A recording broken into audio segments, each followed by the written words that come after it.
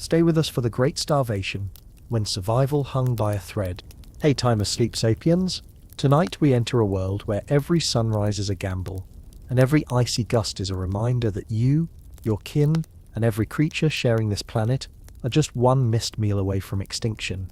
You blink awake, and already your jaw aches from clenching against the cold.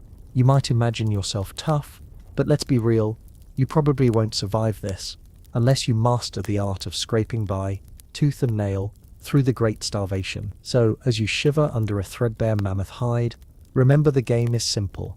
Eat, drink, keep warm, and try not to get eaten. Drop your current location and local time below. We'd love to know where you're tuning in from, even if it's not the windswept mammoth steppe. You open your eyes to a world painted in monochrome. The snow is not fluffy or charming, but a relentless, crunching crust that chews at your ankles as you trudge out of your makeshift shelter. The sky is a slab of pewter, sun barely more than a rumour, but you squint anyway, hoping for warmth that never comes. Your entire reality, for as long as you can remember, is shaped by one fact. This planet is in the grip of the last great ice age, and you are stranded somewhere between hunger and hope. Bundle up, try to relax, and if you hear something howling outside, it's probably just the neighbour's dog. Or is it? The year, well, there are no calendars, but let's say it's about 22,000 years before Netflix. If you're lucky, you're somewhere in Central Eurasia on a vast, endless plain that feels like a parking lot, designed by a very angry glacier. You're surrounded by a band of people you know better than you know yourself. Every cough, every complaint, every shuffle of feet on the frost is a familiar sound. Your band is maybe 20-30 people, enough to help hunt mammoth, but not so many that the game runs out in a week. The first order of business is always fire. If it's burned down, you'll have to coax a spark from flint and dry grass. You work fast, breath clouding in the air. If you fail, it isn't just uncomfortable, it's life or death. No pressure. You clamber out of your sleeping furs. Forget pajamas, what you're wearing hasn't left your body in months. Your clothes are stitched from reindeer hide, patched with sinew, every piece battered by months of wear. The fur at the collar still bristles with the scent of the animal it came from. You try to ignore the fact that your boots are so stiff with frost that every step is a fresh insult to your toes. Your feet, incidentally, have not seen the sun since that one time last summer you tried to bathe in a glacial melt and nearly froze your tailbone off. You don't wake up to birdsong. If you're honest, you're not even sure birds exist anymore. The first thing you notice is the smell of wood smoke mixed with animal fat. A reminder that the hearth fire is the only thing standing between your body and the silent, creeping cold that waits to seep into your bones the moment you slip outside. Your belly growls. You're used to it. The only time you're not hungry is when you're actually chewing. Your hands move by memory, breaking off a bit of dried meat yesterday's kill, or maybe the day before, hard to remember now. If you're extra lucky, there's marrow in a split bone, or a handful of shriveled berries, someone found in the underbrush. Food is never certain, every meal is a celebration, and every hunger pang is just another hour survived. Step outside your shelter, and the wind is waiting. It howls through the open steppe, picking up loose snow and stinging your eyes until you can barely see. You pull your fur tighter. You feel ridiculous for wishing for a balmy 5-degree day.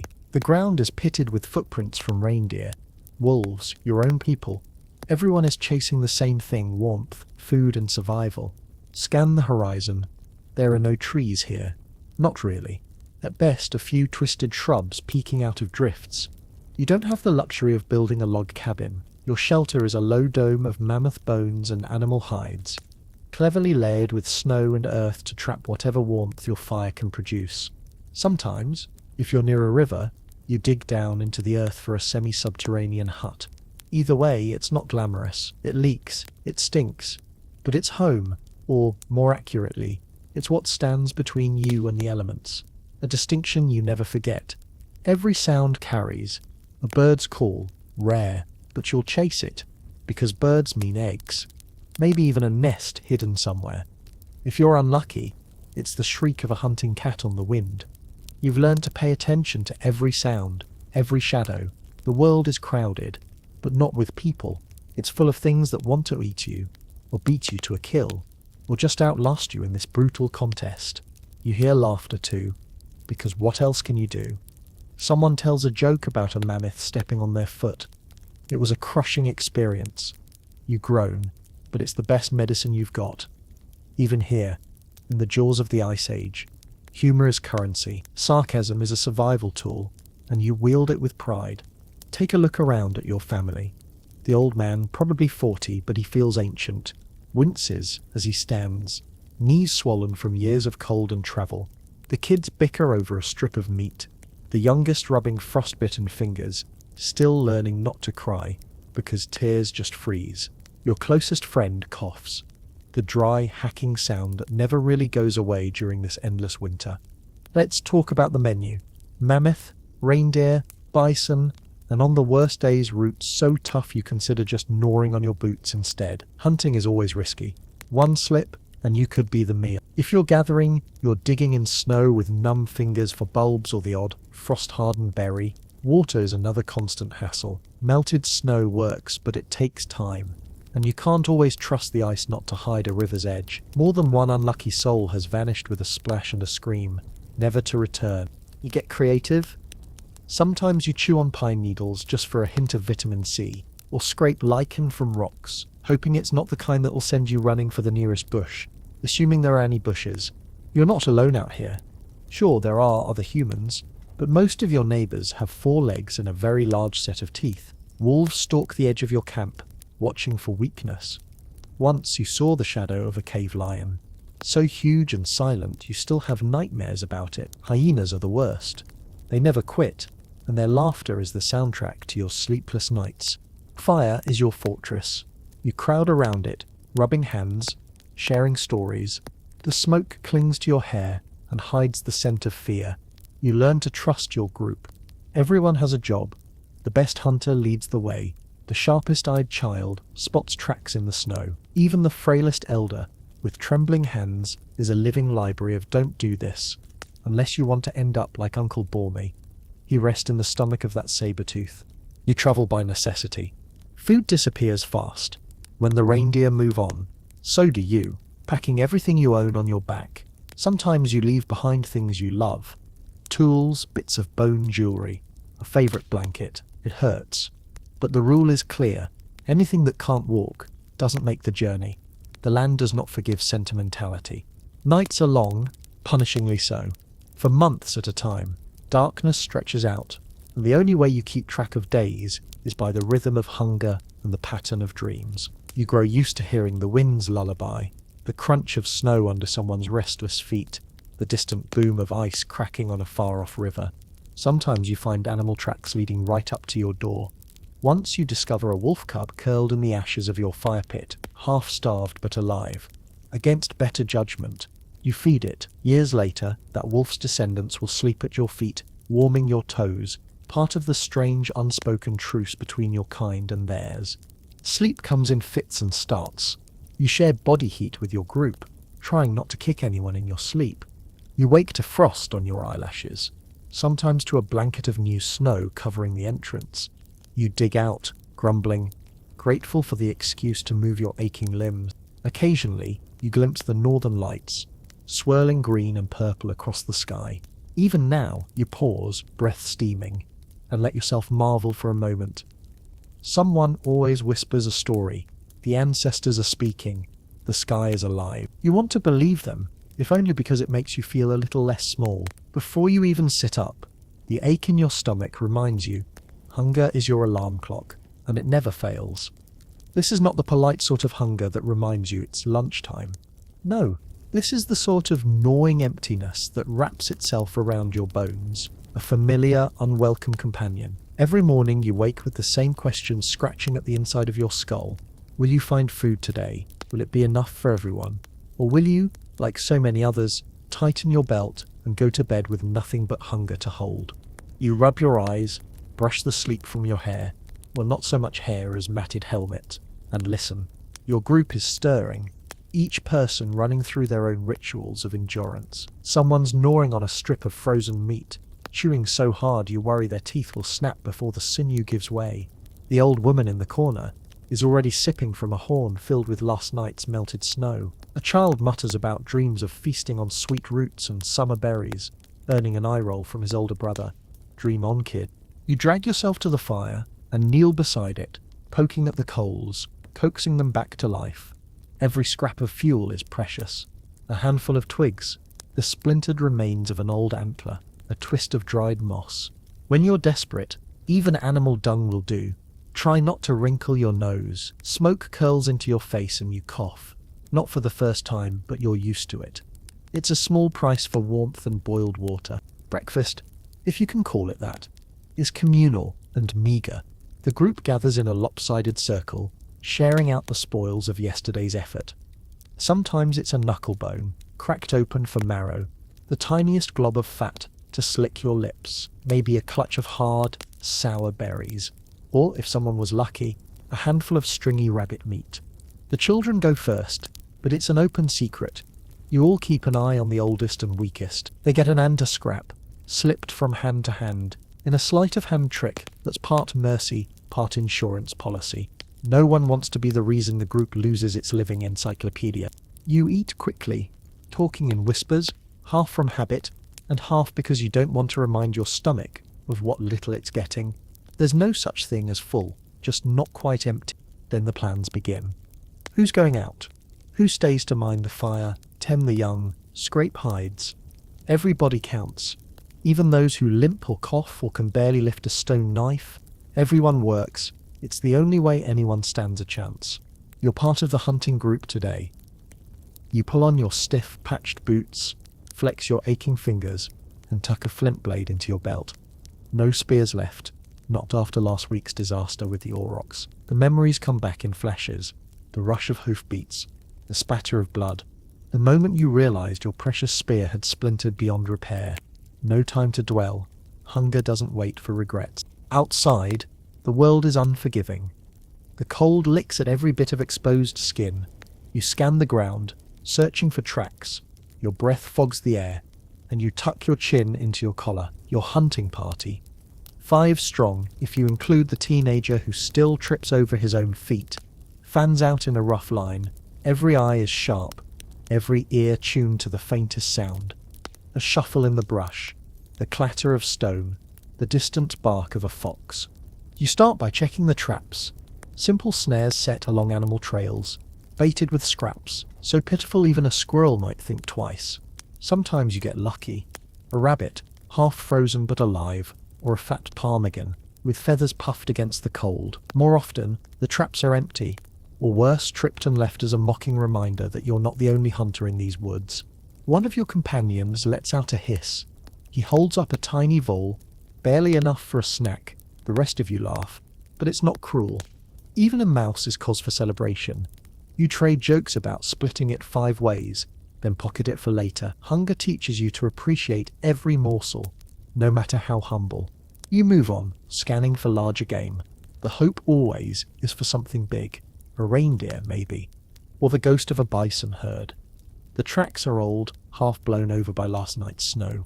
You kneel, fingers tracing the shallow print, guessing how many, how fast, how hungry. The animals are on the move, always one step ahead of you, as if they know what you're planning. You press forward, breath coming in harsh little clouds. The wind shifts, carrying a new scent, musky, sharp, unmistakable. Someone whispers, "Reindeer." Every muscle tenses. Suddenly you're silent, slipping through the brush, stone blade clenched tight. The plan is simple. Surround, startle, drive the animal toward the waiting ambush. Simple, that is, if you ignore the odds. You hear it before you see it.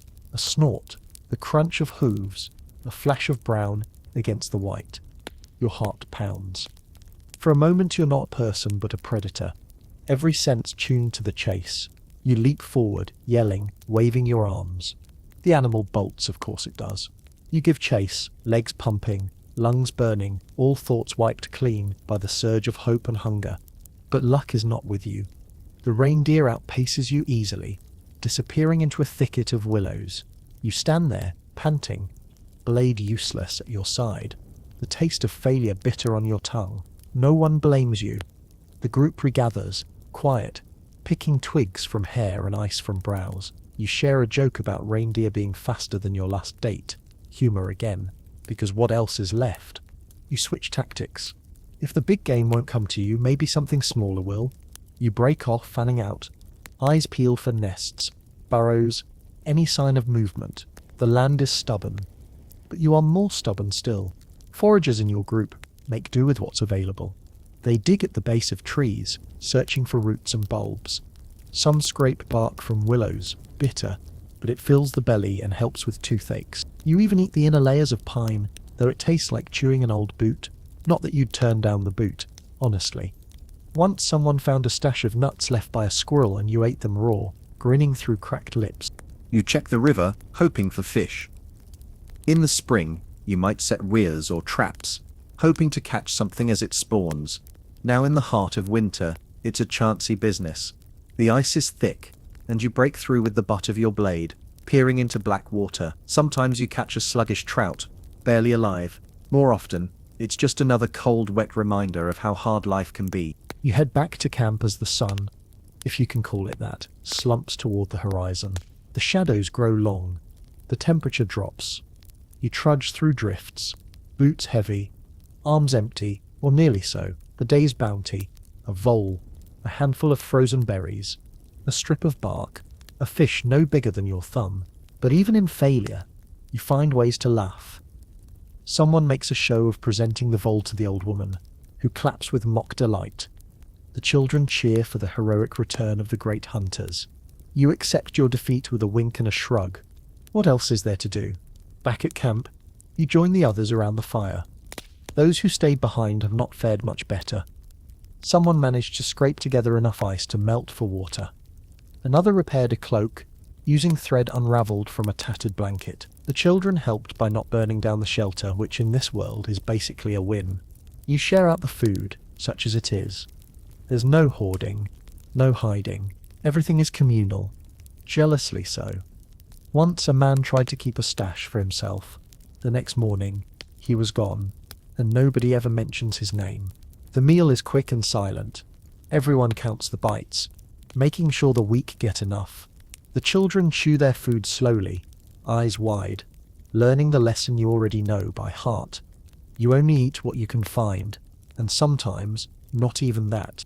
Water is a constant struggle. The nearest stream is frozen solid for months. You melt snow, but you know not to eat it raw. Cold as it is, it'll lower your body temperature fast, and nobody wants to explain that particular bit of science to a shivering blue-lipped child. If you're lucky, you find a patch of clean ice, chip off chunks, and drop them in a pot over the fire. Sometimes the water tastes faintly of smoke, or worse, of the last meal cooked in that pot. You drink anyway, ignoring the flecks of ash. Hunger doesn't leave you, even at night. It sits with you by the fire, follows you into your dreams. You dream of feasts, fat mammoth haunches, bowls of honey, bread as soft as clouds. Then you wake, and reality is nothing but the scrape of your own teeth against a hollow belly. You see the toll it takes on your group. The old ones are thinner, faces gaunt, eyes sunken. The children whimper in their sleep, limbs twitching as if running after phantom herds. The hunters move more slowly, pausing to catch their breath, sometimes staggering from a sudden dizzy spell. Your own body betrays you, aching joints, hair falling out in clumps, a persistent soreness in your gums. You ignore it. What choice do you have? But not every day is misery. Sometimes you get lucky. A deer stumbles into a trap, or you find a cache of frozen roots buried under a snowdrift. Those nights, the fire burns brighter, the laughter is real, and even the stars seem to shine with a little extra hope. You sing, you dance, you tell stories, anything to push back the darkness. Sometimes you barter with neighboring groups. You offer tools, hides, information about where the herds have moved. The exchanges are tense. No one trusts easily, not when food is at stake. But alliances matter. Once, you traded a reindeer hide for a pouch of dried berries. The taste was so sweet, you licked the pouch clean. You learned to ration, to make do, to stretch every resource until it screams. Bones are cracked for marrow, then boiled for soup, then ground for tools. Skins are patched and repatched. Nothing is wasted. Every mistake is paid for in hunger. Yet there's pride in what you endure. You joke that you're getting thin enough to slip through the cracks in the ice. Someone claims their belt will soon go around them twice. Sarcasm, again, it keeps your spirit from shattering, keeps the hunger from eating you alive. You fall asleep to the sounds of your group, soft murmurs, the crackle of the fire, the wind hissing at the walls of your shelter. Your dreams are haunted by empty bowls and silent forests, but you wake up every day, still fighting, still hoping, still hungry. This is survival. This is the great starvation. You wake to the unmistakable thudding of distant hooves, a vibration more felt than heard, rolling through the earth into your bones. Every sense is on alert before your eyes even open. This is what hope sounds like. Megafauna on the move. Maybe mammoth or reindeer, maybe even the echo of bison. Each one a walking larder, the difference between your group eating or another night of chewing on leather. You crawl from your makeshift bed, stiff with cold and anticipation, and slip outside the shelter. Others are already stirring. Someone points, breath a silver wisp in the dawn air. Far across the wind-flattened snow, dark shapes move, massive, shaggy, ancient. Your heart races. With animals this size, a single hunt could mean full bellies for weeks. But there's a catch. The herds are thinner now, scarcer than even the old ones, remember. You have to be quick, clever, and lucky, because you are not the only hungry predator tracking them. Your band moves with a practiced urgency, quiet, but not silent, boots crunching, stone-tipped spears, and atlans in hand. Every member knows the drill. No unnecessary talk, every glance and gesture carries meaning. The youngest hang back, eyes wide, clutching crude slings or bows barely bigger than their arms.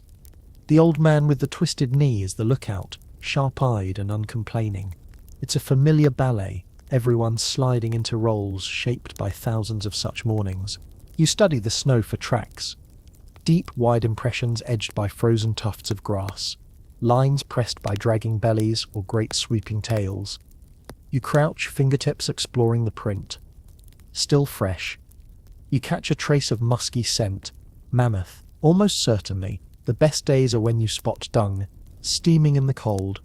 Proof that the herd was here only moments ago. You exchange hopeful grins. The hunt is on. The terrain is punishing. Windswept, flat, open for miles, except for the occasional tangle of stunted willow or the low rise of a glacial mound. There is nowhere to hide. The herd moves in the distance, massive shadows shifting against the blinding snow, always watching, always on the alert. They know your kind. They know what you bring. You recall the last time you tried this, how the mammoths formed a circle, calves in the center, tusks out, trumpeting so loudly your knees shook. One misstep, and you'd have been flattened into the world's least impressive cave painting. You can almost hear the old man's joke. If you must die, try to do it somewhere soft. The mammoth won't care, but my back does. Your group splits. The faster hunters arc wide, fanning out to flank the herd.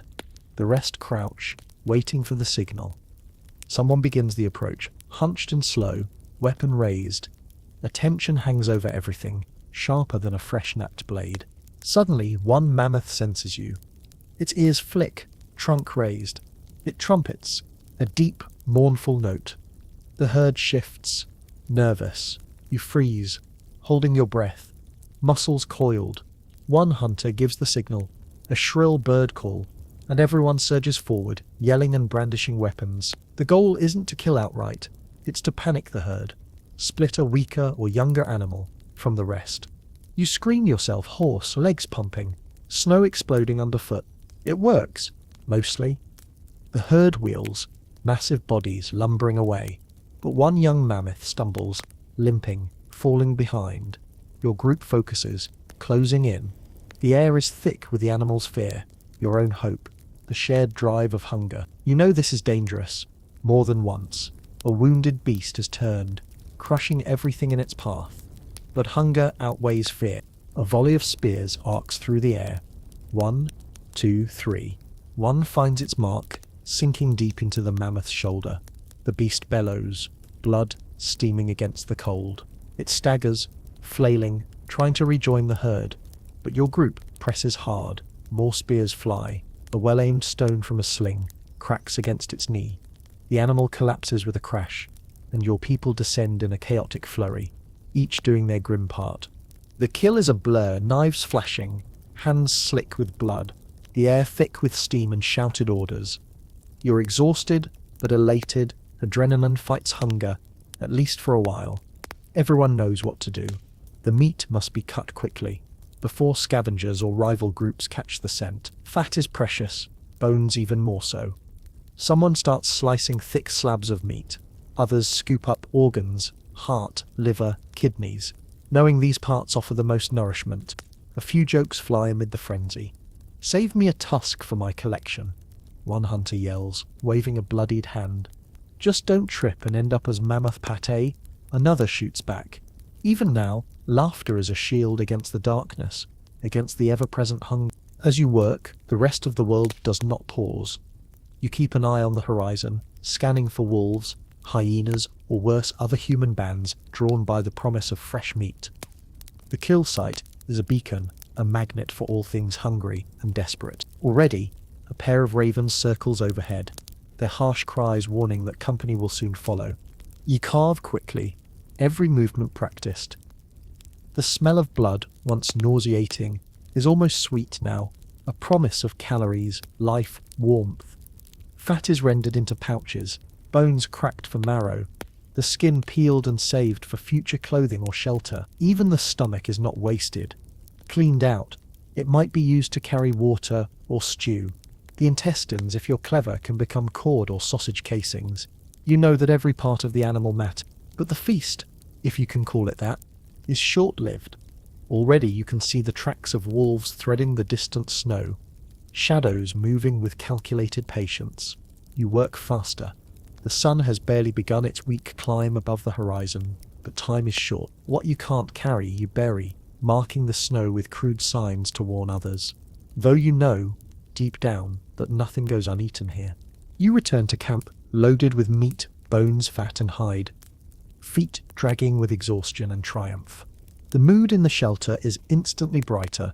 Children run forward, eyes wide, mouths watering. Even the oldest, most stoic members crack a rare smile. Someone teases the youngest. "Don't eat it all before it's cooked." There's a flurry of activity, fires are stoked, knives sharpened, slabs of meat roasted over open flames. You eat, and for a moment, hunger loosens its grip. The first bites are always the best, hot, greasy, dripping with fat. You savor every chew, licking the juices from your hands, knowing it might be weeks before you get this lucky again. The children are given the tenderest bits. Tongue, liver, a sliver of kidney. The elders get the heart, believing it carries strength. No one is left out, not even the wolf pup skulking by the fire. Bellies full, you tell stories, laughter echoing through the shelter. Someone reenacts the hunt, exaggerating every stumble and near miss, until everyone is in stitches. "I swear the mammoth winked at me before it fell," he declares. And even the grumpiest among you snorts with laughter. It feels good, this moment of abundance. But reality returns quickly. The leftovers are carefully packed and stored. Strips of meat are cut for drying, hung from poles and racks above the fire. Fat is rendered and poured into skin bags, preserved against the lean days ahead. Bones are cracked for marrow, then chipped into tools, knives, needles, scrapers. You feel a strange pride in the efficiency. Nothing wasted, nothing taken for granted. With the immediate threat of starvation lifted, you can afford a moment to think about the herds themselves. You remember when mammoth and bison filled the plains, herds stretching for miles. Now each year, there are fewer. The hunts grow harder, the journeys longer. The old ones mutter that the animals are moving north, away from the human press and the changing climate. Some whisper that the gods are angry, that too much blood has soaked the ground. You know the truth is simpler. Hunger is everywhere, and nothing lasts forever. The day after a big kill is always one of uneasy celebration. Your group eats better than usual. No more scraping for roots or gnawing on sinew. You share what you have. But you also watch the horizon, wary. The scavengers will come, and sometimes, so will strangers. You post guards, keeping the fires bright through the long cold night. Even as you eat, you're reminded that this plenty is temporary. The meat won't last, neither will the herd. Already, scouts are discussing the next hunt, the next migration. You patch your boots with fresh hide, repair broken weapons with new bone, and carve a tiny amulet from a sliver of tusk, hoping it brings luck on the next outing. On leaner days, you remember the sound of those distant hooves, the rush of adrenaline, the thrill and terror of the chase, the image of the herd, massive, silent, vanishing into the mist, haunts your dreams. You know that soon you'll be tracking those shadows again, driven by the same relentless hunger that rules this world. You lie down that night with a full belly, firelight flickering on your face, and you allow yourself a rare, contented sigh. Maybe tomorrow will be another good day. Maybe not. But for now you rest in the knowledge that, just for tonight, the great starvation is held at bay. Your eyelids flutter in the chill, and you groan as another draft sneaks under the edge of your furs. There is no such thing as true comfort here. Every corner of your shelter is at war with the wind. The walls, made from overlapping mammoth hides, stretched over a frame of ribs and tusks, creak and shudder with every gust.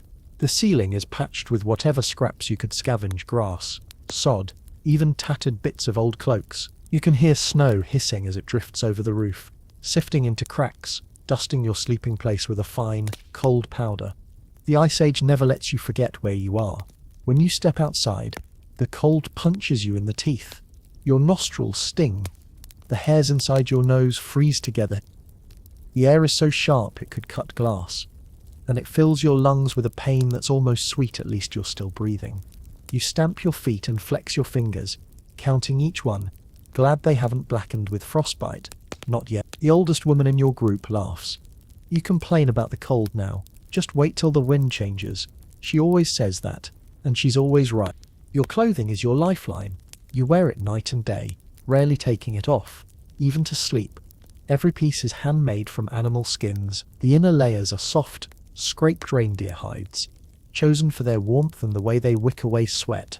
Not that you sweat much these days, unless you're running for your life. The outer layers are heavier, thicker furs, sometimes even sewn together in double layers, patched with sinew thread.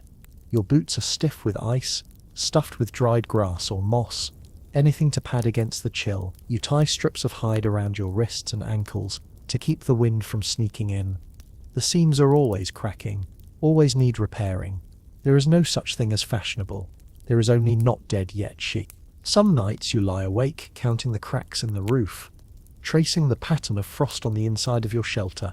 You remember warmer times. Or maybe you just imagine them: drowsy afternoons by a stream, soft moss under your back, sun warm on your face. Now warmth is a memory you carry like a lucky stone, polished smooth by longing.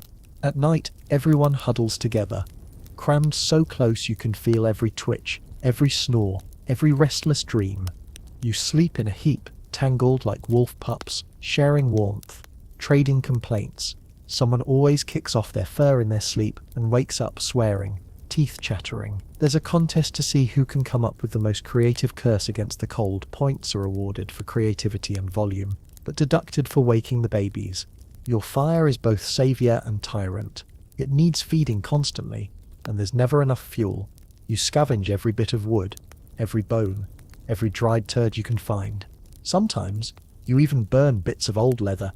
Anything to keep the flames alive. The smoke stings your eyes, clings to your hair and clothes, but you love it for what it gives. Light, warmth, the illusion of safety. Without the fire, you wouldn't last a single night. You keep it burning even when you're asleep, trading off in pairs, half awake, tossing twigs into the embers, praying the wind doesn't shift and choke you out. On the coldest days, when the wind howls so loud you can't hear yourself think, you stay inside. You tell stories, some true, some stretched into legend, about a time when the world was green and animals were so fat you could lasso them from your bed. Sure, and my uncle once caught a fish as big as this shelter, someone boasts, stretching their arms wide. Caught it right out of a snowbank too. There's laughter, muffled but real. Joking about the cold makes it a little less sharp. When you do venture outside, you move fast. The landscape is a study in grey and white. Endless snowfields, wind-carved drifts, the black skeletons of long-dead trees, The sky hangs low, heavy with clouds, threatening snow at any moment. On the rare days when the sun shines, it bounces off the snow so fiercely you have to squint or risk blinding yourself. You wrap a strip of hide across your eyes, peering through slits, a trick you learned after your friend went snowblind and spent 3 days bumping into things, much to everyone's amusement and his annoyance. But you can't hide forever. There's always something to do. Repair a hole in the roof, scrape hides, check the traps, fetch snow for water. You trade off, each person doing their part. Even the children learn early how to tie knots, patch holes, keep the fire alive. There's no room for slackers here. You joke that laziness is a luxury for warmer times, but everyone knows you mean it. You trudge to the edge of camp, breath frosting with every exhale. There's a patch of ice by the riverbank, slick as glass. You slide across, arms windmilling, hoping not to fall, though honestly, a bruised backside is the least of your worries these days. You break the ice with a sharp rock, scoop up water, careful not to let your mittens get wet. Wet means cold, and cold means frostbite, and you'd rather keep all your fingers. Thank you very much. Shelter repairs are a never-ending task. The hides stretch and shrink with every freeze-thaw cycle. The snow piles up against the walls, sometimes collapsing them altogether. You use mammoth bones for support, propping them at crazy angles, lashing them together with sinew. The entrance is always the weakest spot, just a flap of hide, heavy and awkward, but better than nothing. When the wind really gets going, it sneaks under the flap, curling around your ankles, making you curse whatever ancestor decided to settle here in the first place. You envy the animals sometimes. Their fur, their instincts, the way they seem to know just how to survive out here. The wolves dig themselves into snowbanks, curling tight, letting the snow insulate them. The reindeer huddle together, backs to the wind, snouts buried in each other's fur. You try to copy them, as best you can, but your skin is soft, your body built for warmer places. You wonder, not for the first time, how your kind ever managed to make it this far north. You keep your boots on, always. Even inside, frost forms on your eyelashes, the tips of your hair, the corners of your mouth. You rub your hands together, blow on your fingers, tuck them into your armpits for warmth.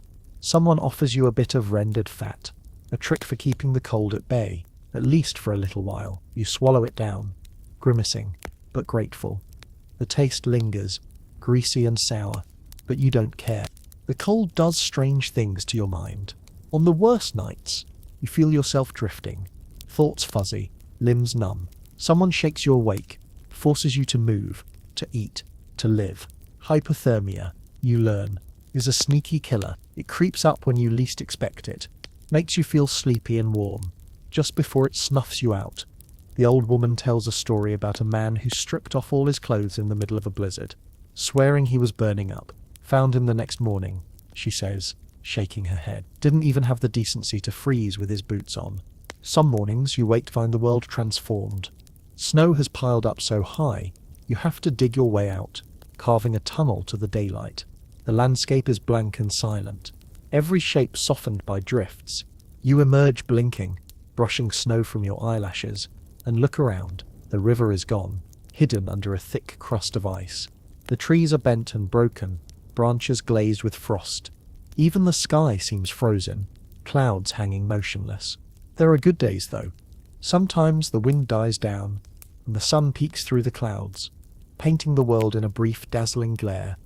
You take off your mittens, stretch your fingers, bask in the faint warmth. Someone starts a game, throwing bones at a target, or racing to see who can run to the old tree stump and back without falling. The laughter is brighter, lighter. For a moment you almost forget where you are, but the cold is always waiting. When night falls, you burrow into your furs, pull them tight around your head, and hope the fire lasts till morning. You dream of hot springs, sun-warmed stones, a bed that doesn't crunch when you roll over. You gather with the others, stamping your feet, rubbing your arms. The old man starts the day with his usual complaint. Colder than a mammoth's behind out here. You all groan, but it's tradition. The morning routine begins anew. You check the fire, stoke it with whatever you can find. Someone takes inventory of the fuel pile, Never enough. You send the kids out to gather anything burnable, warning them to stay close, to watch for wolves or worse. The older children help mend the shelter, scraping ice from the roof, packing snow into the cracks for insulation. It's a never-ending battle, but you fight it with stubbornness and a kind of grim pride. You joke that you'll know spring has come when your boots finally unfreeze. Until then, you keep moving, keep working, keep laughing. The cold may rule this land, but it hasn't won. Not yet. By midday, the shelter feels almost cozy, almost. The fire glows. Everyone is busy with chores, scraping hides, mending seams, twisting sinew into thread. You work side by side, hands moving in rhythm, sharing stories, advice, gossip. Even the kids get in on it, learning by watching, by doing. There's a sense of togetherness here, forged by necessity, but real nonetheless. When the cold gets truly brutal, you rely on tricks passed down through generations, sleeping close, even when someone snores, wrapping hot stones in fur and tucking them by your feet at night, assuming you have the fuel to spare for heating stones, sipping broth, even if it's thin and weak, just for the warmth, smearing your cheeks with animal fat, a makeshift windblock, caveman skincare. You joke, but it works. The old woman swears by her crocodile dung sunscreen. The joke so old, nobody remembers where it started. Keeps the frost from biting, she winks. You suspect it's just another way to make you laugh, and you're grateful for it. Before you even sit up, the ache in your stomach reminds you hunger is your alarm clock, and it never fails. This is not the polite sort of hunger that reminds you it's lunchtime. No, this is the sort of gnawing emptiness that wraps itself around your bones, a familiar, unwelcome companion. Every morning, you wake with the same question, scratching at the inside of your skull. Will you find food today? Will it be enough for everyone? Or will you, like so many others, tighten your belt and go to bed with nothing but hunger to hold? You rub your eyes, brush the sleep from your hair, well, not so much hair as matted helmet, and listen.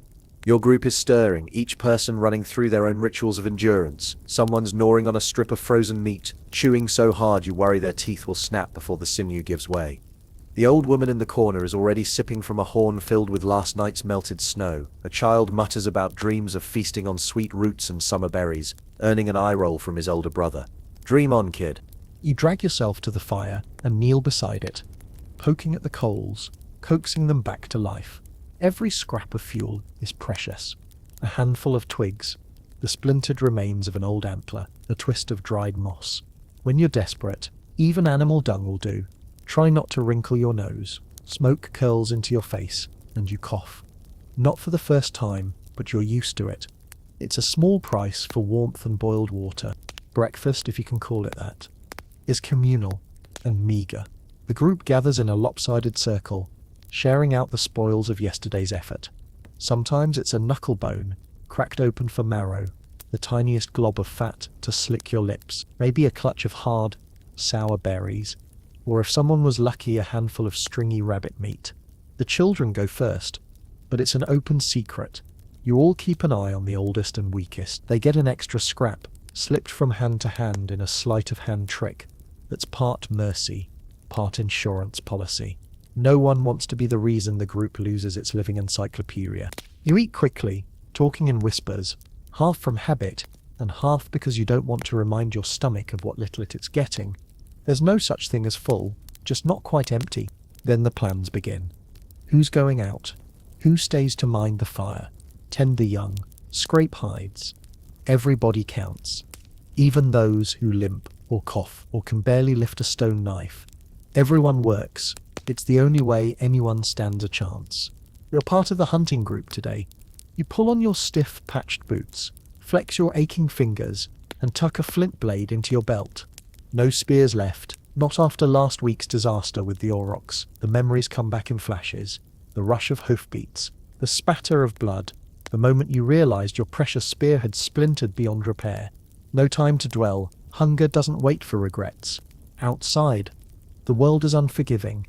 The cold licks at every bit of exposed skin. You scan the ground, searching for tracks. Your breath fogs the air, and you tuck your chin into your collar. Your hunting party, 5 strong, If you include the teenager who still trips over his own feet, fans out in a rough line, every eye is sharp, every ear tuned to the faintest sound, a shuffle in the brush, the clatter of stone, the distant bark of a fox. You start by checking the traps. Simple snares set along animal trails, baited with scraps so pitiful even a squirrel might think twice. Sometimes you get lucky, a rabbit, half frozen but alive, or a fat ptarmigan with feathers puffed against the cold. More often, the traps are empty, or worse, tripped and left as a mocking reminder that you're not the only hunter in these woods. One of your companions lets out a hiss. He holds up a tiny vole, barely enough for a snack. The rest of you laugh. But it's not cruel. Even a mouse is cause for celebration. You trade jokes about splitting it 5 ways, then pocket it for later. Hunger teaches you to appreciate every morsel, no matter how humble. You move on, scanning for larger game. The hope, always, is for something big. A reindeer, maybe. Or the ghost of a bison herd. The tracks are old, half blown over by last night's snow. You kneel, fingers tracing the shallow print, guessing how many, how fast, how hungry. The animals are on the move, always one step ahead of you, as if they know what you're planning. You press forward, breath coming in harsh little clouds. The wind shifts, carrying a new scent, musky, sharp, unmistakable. Someone whispers, "Reindeer." Every muscle tenses. Suddenly you're silent, slipping through the brush, stone blade clenched tight. The plan is simple. Surround, startle, drive the animal toward the waiting ambush. Simple, that is, if you ignore the odds. You hear it before you see it. A snort, the crunch of hooves, a flash of brown against the white. Your heart pounds. For a moment you're not a person, but a predator, every sense tuned to the chase. You leap forward, yelling, waving your arms. The animal bolts, of course it does. You give chase, legs pumping, lungs burning, all thoughts wiped clean by the surge of hope and hunger. But luck is not with you. The reindeer outpaces you easily, disappearing into a thicket of willows. You stand there, panting, blade useless at your side, the taste of failure bitter on your tongue. No one blames you. The group regathers, quiet, picking twigs from hair and ice from brows. You share a joke about reindeer being faster than your last date humor again, because what else is left? You switch tactics. If the big game won't come to you, maybe something smaller will. You break off, fanning out, eyes peeled for nests, burrows, any sign of movement. The land is stubborn, but you are more stubborn still. Foragers in your group make do with what's available. They dig at the base of trees, searching for roots and bulbs. Some scrape bark from willows bitter, but it fills the belly and helps with toothaches. You even eat the inner layers of pine, though it tastes like chewing an old boot. Not that you'd turn down the boot, honestly. Once someone found a stash of nuts left by a squirrel, and you ate them raw, grinning through cracked lips. You check the river, hoping for fish. In the spring, you might set weirs or traps, hoping to catch something as it spawns. Now, in the heart of winter, it's a chancy business. The ice is thick, and you break through with the butt of your blade, peering into black water. Sometimes you catch a sluggish trout, barely alive. More often, it's just another cold, wet reminder of how hard life can be. You head back to camp as the sun, if you can call it that, slumps toward the horizon. The shadows grow long, the temperature drops. You trudge through drifts, boots heavy, arms empty, or nearly so. The day's bounty, a vole, a handful of frozen berries, a strip of bark, a fish no bigger than your thumb. But even in failure, you find ways to laugh. Someone makes a show of presenting the vole to the old woman, who claps with mock delight. The children cheer for the heroic return of the great hunters. You accept your defeat with a wink and a shrug. What else is there to do? Back at camp, you join the others around the fire. Those who stayed behind have not fared much better. Someone managed to scrape together enough ice to melt for water. Another repaired a cloak, using thread unraveled from a tattered blanket. The children helped by not burning down the shelter, which in this world is basically a win. You share out the food, such as it is. There's no hoarding, no hiding. Everything is communal. Jealously so. Once a man tried to keep a stash for himself, The next morning, he was gone, and nobody ever mentions his name. The meal is quick and silent. Everyone counts the bites, making sure the weak get enough. The children chew their food slowly, eyes wide, learning the lesson you already know by heart. You only eat what you can find, and sometimes, not even that. Water is a constant struggle. The nearest stream is frozen solid for months. You melt snow, but you know not to eat it raw. Cold as it is, it'll lower your body temperature fast, and nobody wants to explain that particular bit of science to a shivering blue-lipped child. If you're lucky, you find a patch of clean ice, chip off chunks, and drop them in a pot over the fire. Sometimes the water tastes faintly of smoke, or worse, of the last meal cooked in that pot. You drink anyway, ignoring the flecks of ash. Hunger doesn't leave you, even at night. It sits with you by the fire, follows you into your dreams. You dream of feasts, fat mammoth haunches, bowls of honey, bread as soft as clouds. Then you wake, and reality is nothing but the scrape of your own teeth against a hollow belly. You see the toll it takes on your group.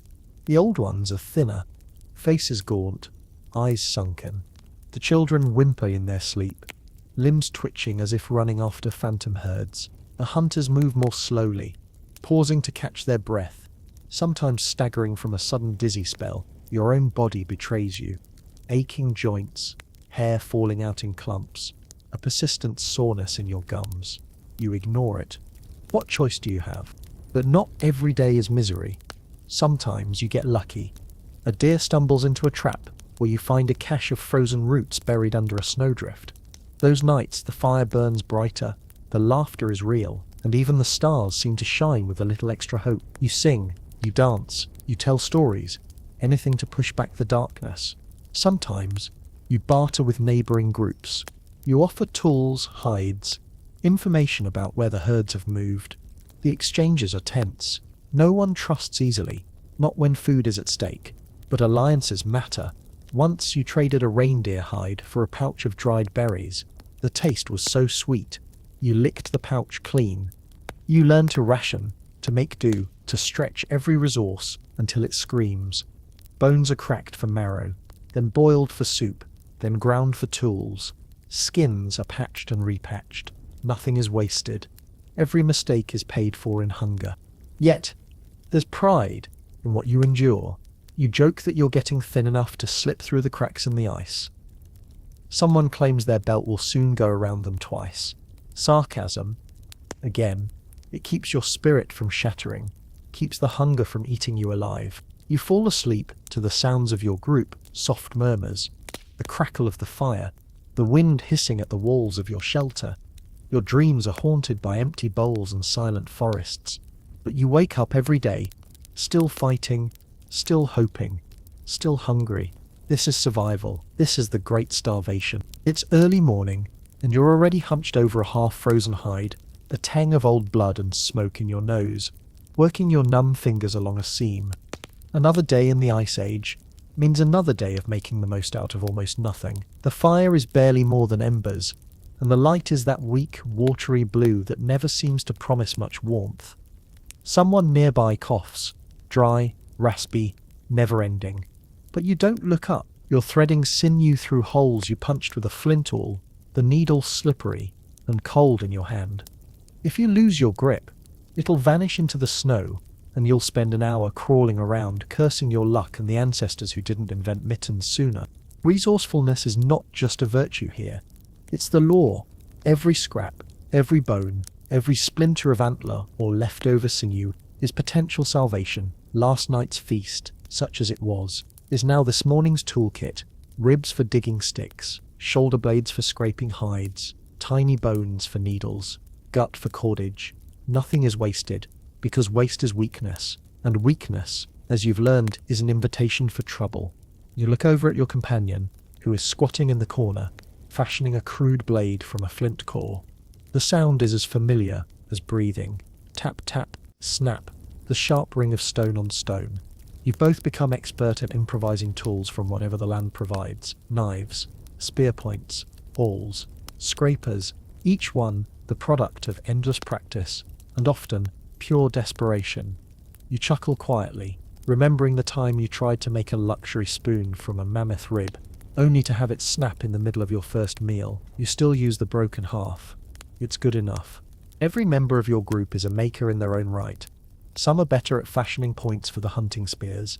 Others have a knack for stitching furs or weaving plant fibers into nets and snares. The old woman, her hands gnarled but clever, teaches the children how to twist sinew into thread, how to shape a fishhook from bone, how to shave a reindeer antler into a tool for scraping fat from hides. It's not glamorous, but in this world, skill is the difference between comfort and misery. You trade tips as you work. If you wet the sinew, it tightens as it dries. Don't use fresh wood, it'll warp in the cold. A thin blade is sharper, but don't press too hard or you'll snap it. You remember when you were younger and careless, leaving tools outside to freeze, letting a blade dull on stone. You learned quickly. Tools lost are tools gone forever. There's no general store in the Great Starvation. The only shopping is scavenging from the bones of the last hunt, or if you're lucky, from the remnants of another group's abandoned camp. Clothing, too, is a work of constant invention and repair. Your boots soled with thick hide, stuffed with moss or grass, are patched and repatched until the original material is more memory than matter. Mittens are made from the fur of anything unlucky enough to be caught. Sometimes you even line them with rabbit fur for a touch of luxury. When the seams crack, you stitch them up with a bone needle, working by firelight or the dim sun. The result isn't pretty, but it keeps your fingers attached. Sometimes you experiment, add a flap to a hood, tie a cord around your waist for warmth. Try to waterproof your boots by rubbing them with fat. These little tweaks are the closest thing to fashion in this age. You laugh at the thought runway models in reindeer and mammoth, judged not by beauty but by who loses the fewest toes to frostbite. You watch as your younger sibling tries to carve a tiny fish hook, tongue sticking out in concentration, the knife slipping on the brittle bone. Careful, you call, or you'll be fishing for your own finger. The kid grins and rolls their eyes. But you can see the pride in their finished work. Every tool is an achievement, a marker of skill and stubbornness. Some days your group works together on bigger projects, building a new shelter, mending a cracked canoe, repairing weapons for the next hunt. Teamwork is essential. No one can do everything. One person holds the hide taut, while another sews. One splits bone while another carves it into points. Another melts and filters animal fat for lamp oil or waterproofing. The division of labor isn't fixed. Everyone learns everything because you never know who will survive the winter or who will be around to teach the next generation. Even your leisure is about resourcefulness. You carve beads and pendants from leftover bone, stringing them on sinew for a bit of decoration. Maybe you trade them with another group for a sharp flint, a handful of dried berries, or even just a new joke. The kids turn leftover scraps into toys, miniature animals, little spears, dolls stitched from fur. You know they're learning vital skills, even if it just looks like play. On good days, someone invents a new way to do something, a better way to lash spearheads, a more efficient fire drill, a clever pouch for carrying coals. Innovations are shared, celebrated, woven into stories and passed along like heirlooms. You feel a small surge of pride when someone borrows your idea, even as you rib them for copying your genius. But the stakes are always high. When resources run low, the group turns to even more desperate measures. Bones are boiled over and over, leaching every last bit of fat and mineral. Old hides are scraped clean and softened again for bedding or clothing. If a tool breaks, you salvage what you can. A snapped spearhead can become an awl, a broken knife, a scraper. When you move camp, you strip everything down, nothing left behind but footprints and the faint outline of your fires. Even the ashes are sometimes carried in bags to help start new fires at the next site. You've learned to read the land for resources others might miss. Certain rocks that split clean for tools. Certain plants whose fibers make strong cord. Animal tracks that lead not just to prey but to useful remains. Once you found a cache of tools, left by a group who must have fled in a hurry. What a treasure trove. For weeks you marveled at their craft, learning from their mistakes, imitating their best designs. Sometimes you barter with neighboring groups, exchanging tools for food, clothing for information, or stories for hospitality. The negotiations are delicate. No one trusts easily, not when a dull knife or a thin cloak can mean death. Still, These exchanges spark new ideas, new ways of making do. You might trade a fine bone needle for a sharper flint, or a cleverly knotted net for a strip of smoked meat. Even a well-told story can be a kind of currency, winning you a spot by someone else's fire. Resourcefulness seeps into every part of your life. It's not just about tools or clothing or even food. It's an attitude, a way of seeing the world as an endless series of problems to be solved, materials to be reimagined. You take pride in it, even when it's tiring. Some days you swear you could fix the world itself if you just had enough sinew and a good sharp stone. There's humor in it too. When someone tries something new and fails, like the time your uncle tried to make snowshoes from a pair of mammoth ears and nearly ended up face first in a drift, you laugh and so does he. Mistakes are lessons, and sometimes they're just plain funny. At least you weren't eaten by the snow, someone quips, and the story becomes part of your group's lore. You fall asleep each night with your tools close at hand, knives tucked into your belt, needles and sinew in a pouch around your neck. Your dreams are filled with images of clever solutions, new inventions, the satisfaction of making something from nothing. In the Ice Age, resourcefulness isn't just a skill, it's the bedrock of your survival. And in the morning, when the sun rises and hunger gnaws again, you wake ready to stitch, carve, scrape, and invent your way through another day. One clever idea at a time. You are sitting by the fire, hands deep in your lap, sharpening a flint blade, when a sharp, uneasy hush falls over the camp. Even the old woman, halfway through a story about the world's worst-tasting root, pauses and tilts her head. In the world you inhabit, silence is not golden, it's a warning. Something's out there, something with teeth and hunger to match your own. Predators are your neighbors, your competition, and sometimes your worst nightmare. You've learned to share the land with them, but it's a grudging arrangement, full of close calls and hard lessons. The cold, the hunger, the endless wind. Those are problems you can complain about with sarcasm, but when it comes to wolves, cave lions, and hyenas, jokes dry up. Here, you are not always the top of the food chain. It starts with the wolves. You've watched them at a distance, grey ghosts gliding over the snow, their eyes bright and clever. Some nights you hear their howls, so close you'd swear they're circling your shelter. The first time it happened, you tried to out-howl them, just for a laugh. The result? A pack of wolves answered back, louder, closer, and distinctly unimpressed. You keep the fire burning a little brighter on those nights, glancing at your boots and hoping no one sneaks up behind you. Wolves are opportunists. Sometimes they trail your hunting parties, noses to the wind, hoping for scraps. Other times they move in after a kill, picking clean the bones you leave behind. You've learned to respect their patience. Once your group took down a reindeer, only to turn away for a moment and find a pair of wolves already tugging at the haunches. You chased them off, waving your arms and shouting, but you knew you were only borrowing the meal. They'd be back as soon as you turned your back. On rare bone-cold nights when your own stores run low, you almost envy them. They work as a team, tight-knit as any human band. They have their own pecking order, their own quarrels and alliances. Watching a wolf pack in motion is like seeing your own group reflected in a distorting mirror. Fierce, cunning, desperate to survive. Sometimes you find yourself talking to them, muttering under your breath as you walk. You hungry too? Join the club. If only they appreciated your sense of humor. But wolves are just the start. There are bigger, badder neighbors out there. Take the cave lions. Huge, silent, nearly invisible until they move. Their tracks are rare, but when you see them, giant paw prints trailing through the snow, you pause, pulse jumping. You remember the stories. A cave lion can break a reindeer's neck with one swipe. The elders say they don't roar until they're already on top of you. You suspect these are exaggerations, but you have no intention of finding out. One winter, you stumbled upon the remains of a cave lion kill. The snow was trampled and red, a spray of blood frozen mid-flight. What was left of the prey, the young bison, had been stripped to the bone in a matter of hours. You poked around, hoping for leftovers, but only found gnawed bones and that overwhelming wild musk. The air was thick with warning. This is lion territory. Keep moving. You obeyed. Hyenas are another matter. Their laughter, high, cackling wrong, drifts across the plains at night, making the hair on your neck stand up. They're relentless, scavengers and hunters both, and their jaws can crack even the thickest mammoth bone. Once, your group was forced to abandon a kill when a pack of hyenas swarmed in, snapping and shrieking.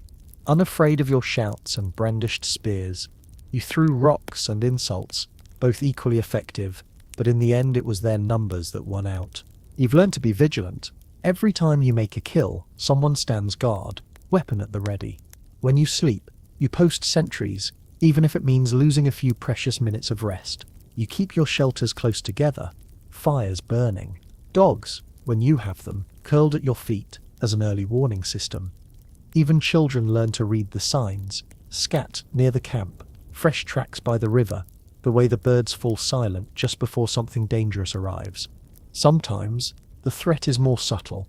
Other humans, hungry and desperate, can be just as dangerous as any predator. You've heard stories of groups raiding each other's camps, stealing food and tools, even snatching children. The old men grumble that the two-legged wolves are the worst, and you're inclined to agree. There's an unspoken truce between most bands. Keep your distance, share a joke or a warning, but never let your guard down. You recall a night when a shadow slipped through the edge of the firelight, a lone figure, face hidden by a hood, feet wrapped in strips of fur. Your group froze, hands tightening on weapons. The stranger stood just beyond the circle of warmth, silent and unmoving. After a tense moment, they tossed something into the light, a dried fish as hard as wood. Trade, they called out. You answered cautiously, offering a strip of meat. The exchange was wordless, wary, but nobody tried anything foolish. When the stranger vanished back into the night, you all breathed a little easier. It isn't always that peaceful. Once you woke to chaos. A rival group had slipped into camp and tried to steal your stores. A scuffle broke out, shouts, swinging clubs, more noise than violence. In the end, they made off with a single haunch of dried reindeer, and you were left counting bruises and muttering oaths. The lesson was clear: keep watch, trust sparingly, and never underestimate the hunger that drives both beast and human. Still, nothing compares to that primal, heart-pounding moment when you realize a true predator is near. You remember the time you ventured out to check a snare line and spotted fresh bear tracks. Huge, wide, toes splayed, unmistakable. You froze, every instinct screaming. You backed away slowly, whispering a promise to the spirits that you'd never make the same mistake again. Spoiler, you probably will. Sometimes, you find yourself almost admiring these creatures. They are, after all, survivors. They know how to make the most of lean times, how to sniff out opportunity, how to work as a unit, or when it suits them, alone.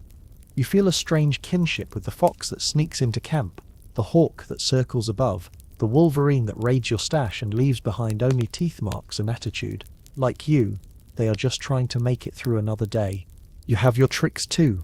You string up food bags high in the trees, or what passes for trees in this barren world. Smear your shelters with bitter herbs to mask the smell of meat. Scatter ashes to hide tracks. You teach the children to whistle as they walk, to make noise and scare off anything lurking in the brush. You keep your weapons sharp, and your eyes sharper. Humor's your secret weapon. When a wolf howls especially close, someone mimics it, setting off a round of laughter. When you catch a glimpse of a cave lion's shadow on the hillside, you joke about inviting it to dinner. As the main course, of course, you turn every close call into a story, every brush with danger into a lesson.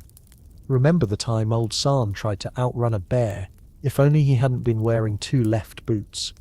The memory stings, especially for San, but the laughter keeps the fear at bay. Still, fear is always there, a quiet companion at the edge of your thoughts. When you walk alone at dusk, the shadows seem to stretch and whisper. When you sit by the fire, you keep one ear tuned for the rustle of movement, the snap of a twig, the telltale crunch of snow. You know that out here, the line between hunter and hunted is always thin, and tonight it might just be your turn. As the evening settles, you gather close, sharing stories of close calls and narrow escapes. The children listen, wide-eyed, clinging to your every word. You end each tale the same way. And that, my friends, is why we keep the fire burning. That, and because I'm not about to let a cave lion get the best spot in the shelter. The fire crackles, the wind howls, and outside, the world is full of teeth. But inside, You have laughter, warmth, and a little bit of courage to face whatever comes next. The coughing in the shelter is worse today. It's not just the old man in the corner with his rattling chest, but the two youngest children as well, little ones with sunken cheeks and red, runny noses. You force a smile and pass around a cup of lukewarm broth, hoping the warmth will do what your worry cannot. The fire hisses as someone tosses on a splinter of wood. In the small, smoky space, the scent of animal fat can't quite hide the undertone of sickness. Sour, lingering, unwelcome. This, is the silent threat that shadows every winter day: disease and malnutrition. Hunger is bad enough, but when illness creeps through camp, it's like an invisible wolf, patient and merciless. Sometimes you think you'd rather face a lion than watch a fever burn through someone you love, leaving them shivering and weak, their strength leaking away like water through a cracked gourd. You stretch, back creaking, and help the old woman with the morning ritual. She hands you a bundle of dried herbs, bitter-smelling stuff gathered in better months, and instructs you to toss it on the fire. The smoke curls thick, catching in your throat, making the little ones cough even more. "Better out than in," she mutters. Spirits hate the stink. You're not sure if she's right, but you go along, because what else is there to try? Breakfast is a handful of withered berries and a sliver of smoked fish, barely enough for the little ones, let alone the adults. Everyone tries to give their portion to the sick, but there's only so much to go around. You see the hard choices in your elders' eyes. Who eats? Who waits? Who gets the last of the bone broth? There's a kind of silent math happening, a weighing of worth, health, future. You can't help but notice that those who can hunt, who can repair, who can carry, those are the ones who never go without. You catch your own reflection in a patch of ice near the fire, cheeks hollow, skin stretched, hair dull and brittle. Malnutrition doesn't just sap your energy, it shows in every inch of you. Your gums bleed when you chew, your joints ache, your wounds take forever to close. Sometimes a simple scratch festers, turning red and angry, until the old woman brings out a paste of mouldy bark and slaps it on, muttering charms under her breath. Illness moves through your group with no regard for fairness. The smallest children are hit hardest. Runny noses turn into deep coughs, fevers blaze and fade, leaving the children limp and listless. You take turns sitting up with them at night, wiping their faces with damp rags, singing quiet songs. You tell stories about the warm south where water flows and food is always sweet, even though you've never seen it yourself. The old ones fare almost as badly. Their bodies, worn thin by decades of cold and hunger, don't fight off the sickness as well as they used to. One of the elders hasn't left his corner in days, just coughs and sleeps, lips cracked, eyes sunken deep. You remember when he could walk all day, carrying a pack, making the children laugh with his stories. Now, he barely stirs. When you bring him a cup of broth, he gives you a tired smile and a squeeze on the wrist, a silent thank you that feels heavier than words. You do what you can to ward off illness. You keep the shelter as clean as possible, sweeping out the floor, burning scraps that have started to rot, burying the waste well away from camp. You boil every bit of water, even if it means gathering extra firewood and braving the wind. When someone sneezes, you try to turn away to spare the others. Still, it spreads. The old woman shakes her head and tells you it's just the way of the world. Cold gets in, sickness follows. Best you can do is fight back. Malnutrition is a slower, meaner foe. You know the signs by now: hair falling out, skin breaking, and never healing. A constant tiredness that sinks into your bones and never lets go.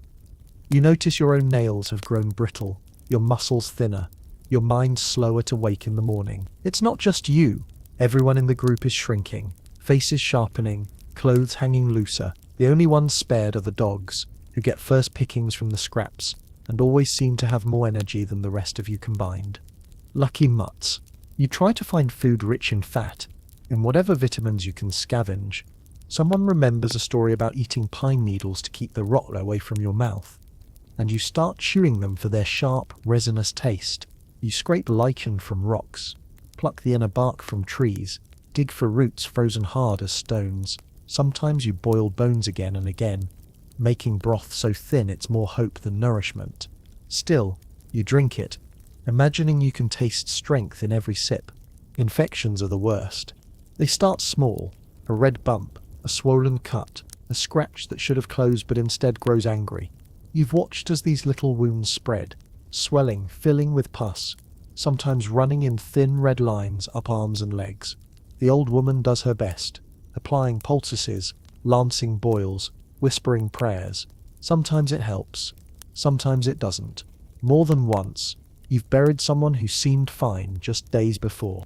There are stories of fevers that sweep through whole bands, fevers that burn bright and then snuff out lives with a terrifying speed. The old ones remember a winter when half the group died in a week, and no amount of smoke or prayer made any difference. It's the hunger, the old woman says, voice hard, makes us weak. The cold, the empty bellies, it lets the sickness in. Still, you fight. You work harder to keep things clean. You burn bedding when it gets too foul. You carve new spoons, careful not to share between the sick and the well. You boil and reboil every drop of water, every strip of meat, every root dug from the frozen ground. When the coughing fits are worst, you send the healthy outside, even if it means another hour in the cold. Anything to stop the spread. There are small victories. One of the children, burning with fever for days, wakes up one morning asking for food. Another, who wouldn't stop coughing, finally takes a breath without pain. You celebrate these moments quietly, afraid the world will notice and snatch your hope away. But there is loss too. Some mornings you wake to silence and know before you look that someone is gone. You mourn in your way, quiet, practical, resigned. You wrap the dead in their furs, carry them out into the snow, and lay them to rest in a shallow grave, marked with a stone or a carved stick. You tell stories about them, share memories, laugh through your tears. He snored, so loud, the wolves ran the other way, someone jokes. It's your way of fighting back, of refusing to let the hunger and sickness have the last word. Sometimes, you wonder how other bands are faring.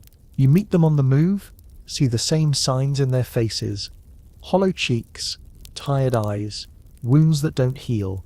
You trade advice, herbs, stories of what helps and what doesn't.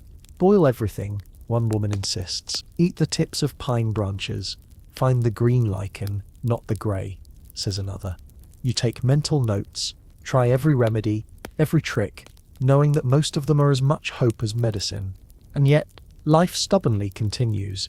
The children still play, even if it's only for a few minutes before they tire. Someone always manages to find a reason to laugh. A poorly carved doll, a dog that chases its own tail, the way the old man tries to snore with his mouth closed. Laughter is medicine too, and you clutch it tight. You have your rituals. The old woman ties bits of red cloth around the sick, says it will confuse the bad spirits. You all wear tiny bone charms on cords around your necks, each one a promise, a shield, a plea to whoever's listening. Sometimes you draw symbols in the ashes of the fire, marks passed down from times when people believed the world was thick with magic and monsters. It might not help, but it can't hurt. When someone gets well, you celebrate another day survived, another victory over the invisible enemies.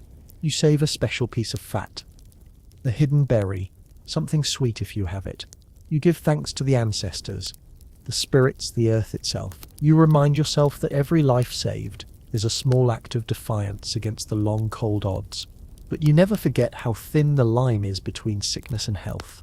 Every cough, every shiver, every scrape is a potential threat.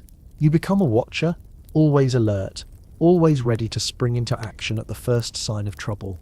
At night, when the coughing quiets, you lie awake and listen to the breathing of those around you. You whisper old prayers, promises, bargains, anything to keep your loved ones safe for one more night. You wonder if, somewhere far away, in a world not ruled by cold and hunger, people sleep easy, never worrying about invisible wolves waiting in the dark. But here, in the heart of the great starvation, you take nothing for granted. Every day survived is a victory.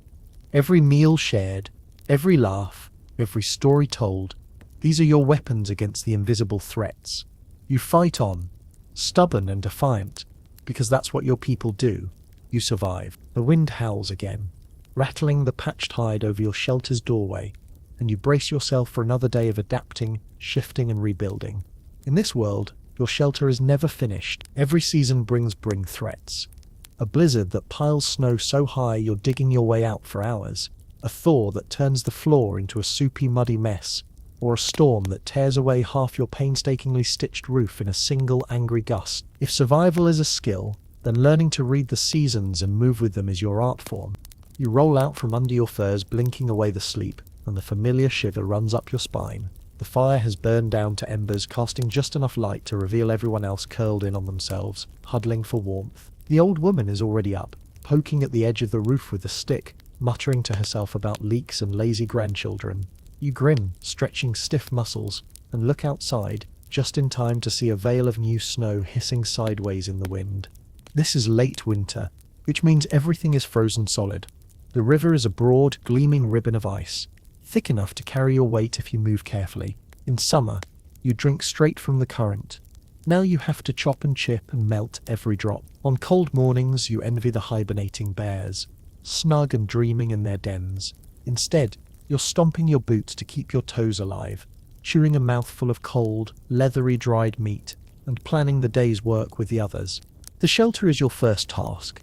You check for snow buildup, pack handfuls of the stuff into cracks to block the wind, replace a sagging support bone with a fresher one scavenged from the last mammoth kill. It's a group effort. Everyone lends a hand, from the toddlers who pack snow with their mittens to the teenagers who climb up top and pretend they're not afraid of falling through. Inside, you keep the living space tight, low to the ground, maximizing every scrap of warmth. You've learned to bank the fire with stones, keeping the coals alive for as long as possible. Sometimes you use animal fat to stretch your fuel, lighting a slow, greasy wick that throws off both light and warmth, not to mention a smell that clings to your hair for days. If the wind picks up, you hunker down, pulling sleeping furs tighter, listening to the walls creak and shift. But the Ice Age is not a place to stay still for long. As the days grow longer and the sun crawls higher, you can feel the world change. The snow softens, the river begins to break up, and water pools on the ice in shining puddles. You watch for these signs, knowing that soon you'll have to move. The game will follow the new grass, and so will you. Moving camp is a logistical dance. You don't own much, but every object is precious. Tools, clothing, dried food, the tattered hide that serves as your roof, the bone framework that can be dismantled and hauled. Even the fire is carried, banked in a bundle of moss or packed in a hollowed-out antler, hot coals to spark the next hearth. You've lost fire before, and you remember the misery of huddling together, teeth chattering, flint refusing to catch. Now, you never leave a camp without a backup plan. The first step is choosing when to move. Too early, and your battle drifts up to your waist, risking exhaustion and frostbite. Too late, and the herds will be gone, the best campsites claimed by rival bands. The water thick with melt and rot. The elders debate, weighing stories of old migrations and the feel of the air on their tongues. Someone always insists they can smell the change of season. Spring has a taste, sharp and sweet, and everyone laughs, but you listen all the same. When it's time, everyone has a job. The strongest carry the heavy loads, bundles of hides, racks of dried meat, bags of bones and sinew. The children are given lighter tasks, minding the dogs, carrying the smaller tools, keeping an eye out for lost treasures in the churned snow. You break camp quickly, scavenging every last scrap. The ashes from the fire are buried or scattered. Even the grease-smeared stones are packed for later use. You move in a loose, spread-out line, keeping close enough to see each other, but far enough apart to avoid trampling the trail into a muddy trench. The old and the very young move at the center, protected by the rest. Everyone keeps an eye out for predators. Wolves who trail behind at a distance, wolverines who dart in for a quick snatch at your stores, or, worst of all, other human bands whose intentions you never trust. Migration days are exhausting. The snow is treacherous, sometimes crusted hard enough to walk on, sometimes giving way so you sink up to your knees.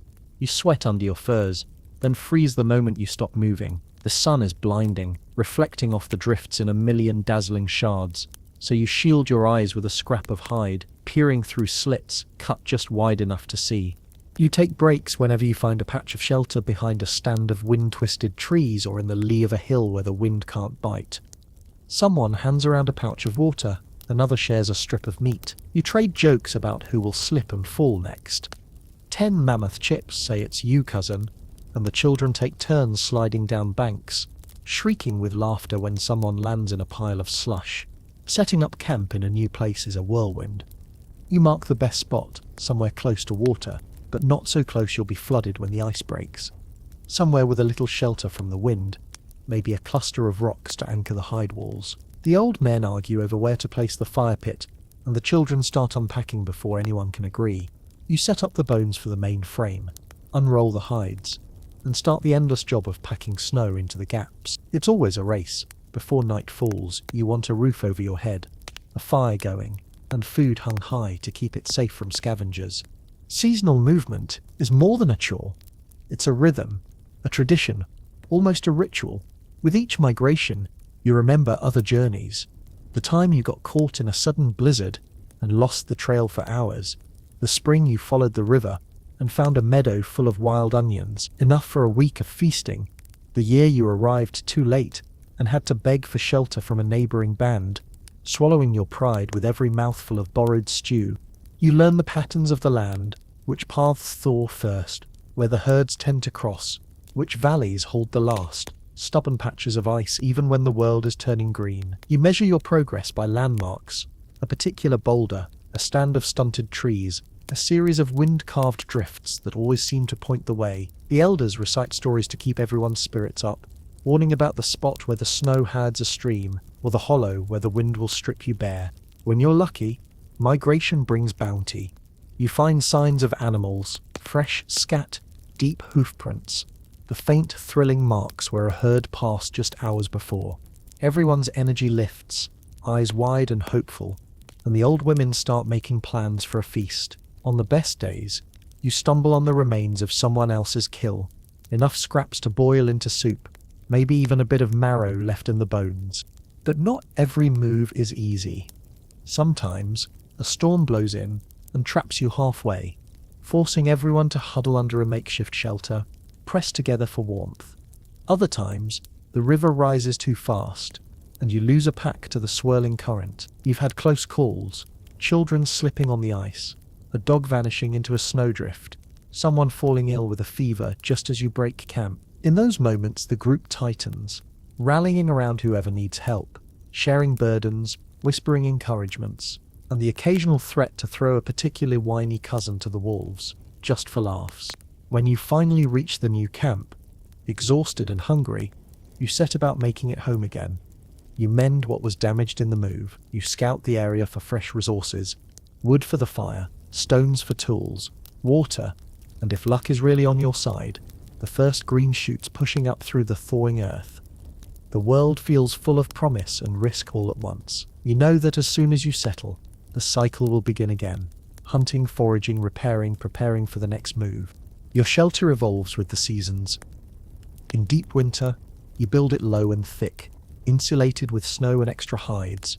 When spring finally creeps in, you loosen the walls, open the flaps, let the sunlight and air scour away months of smoke and stink. Sometimes you dig into a hillside for extra protection, piling earth and stone over the roof for warmth.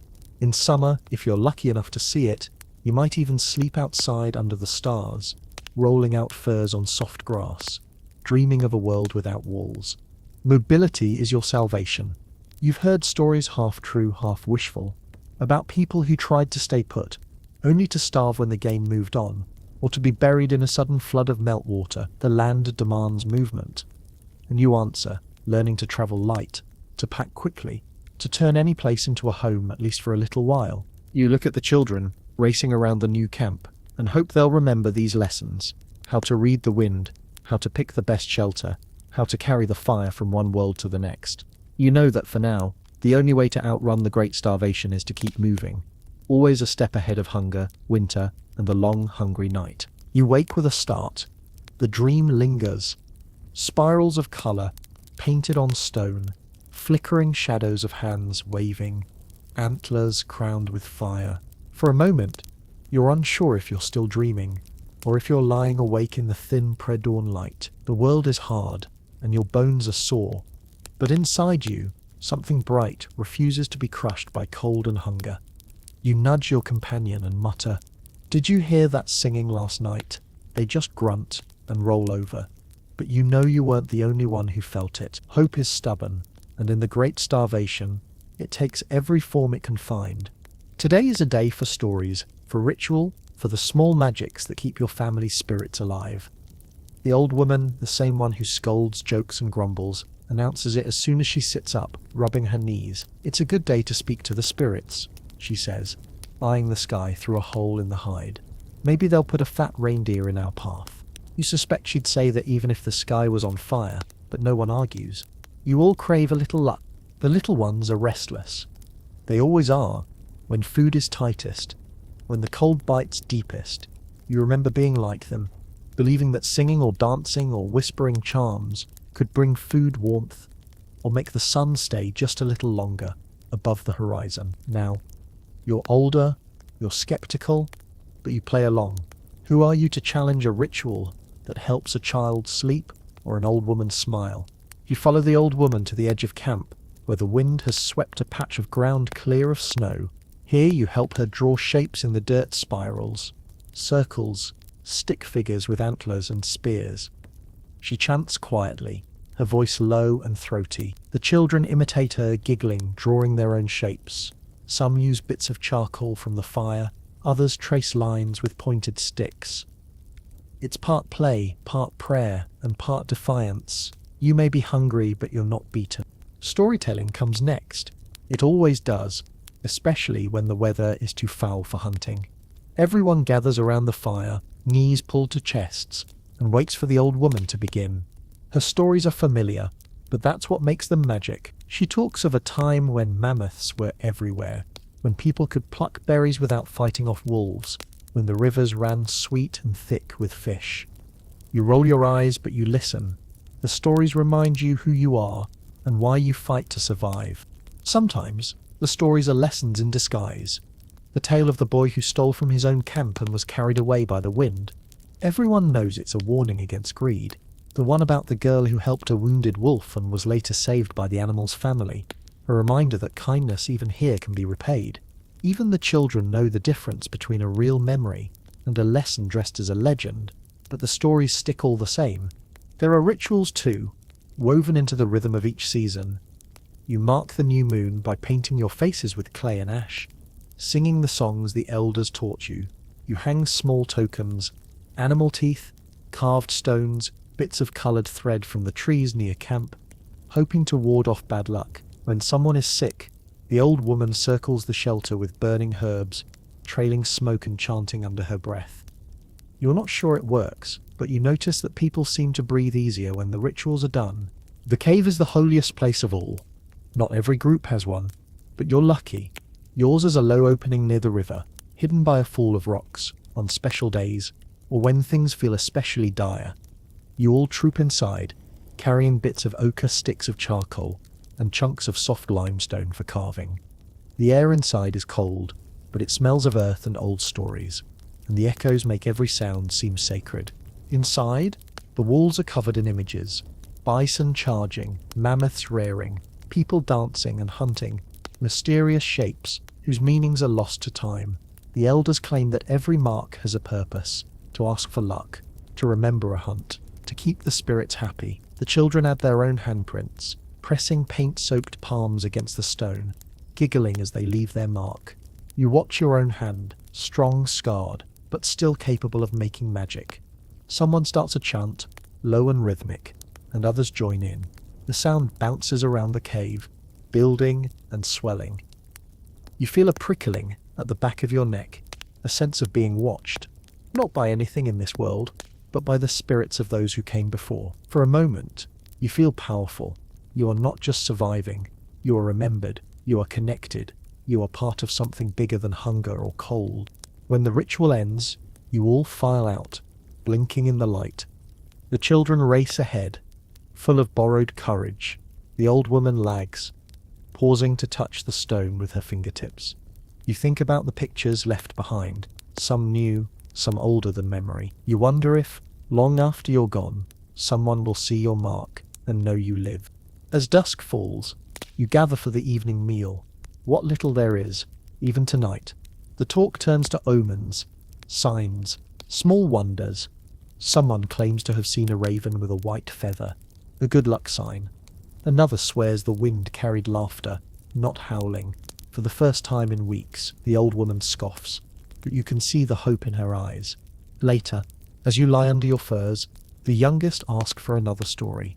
This time, you tell it your own tale, of a day when you faced the wolves and scared them away with nothing but a stick and your fearsome morning face. The children laugh and curl closer, and for a while, everyone forgets the hunger.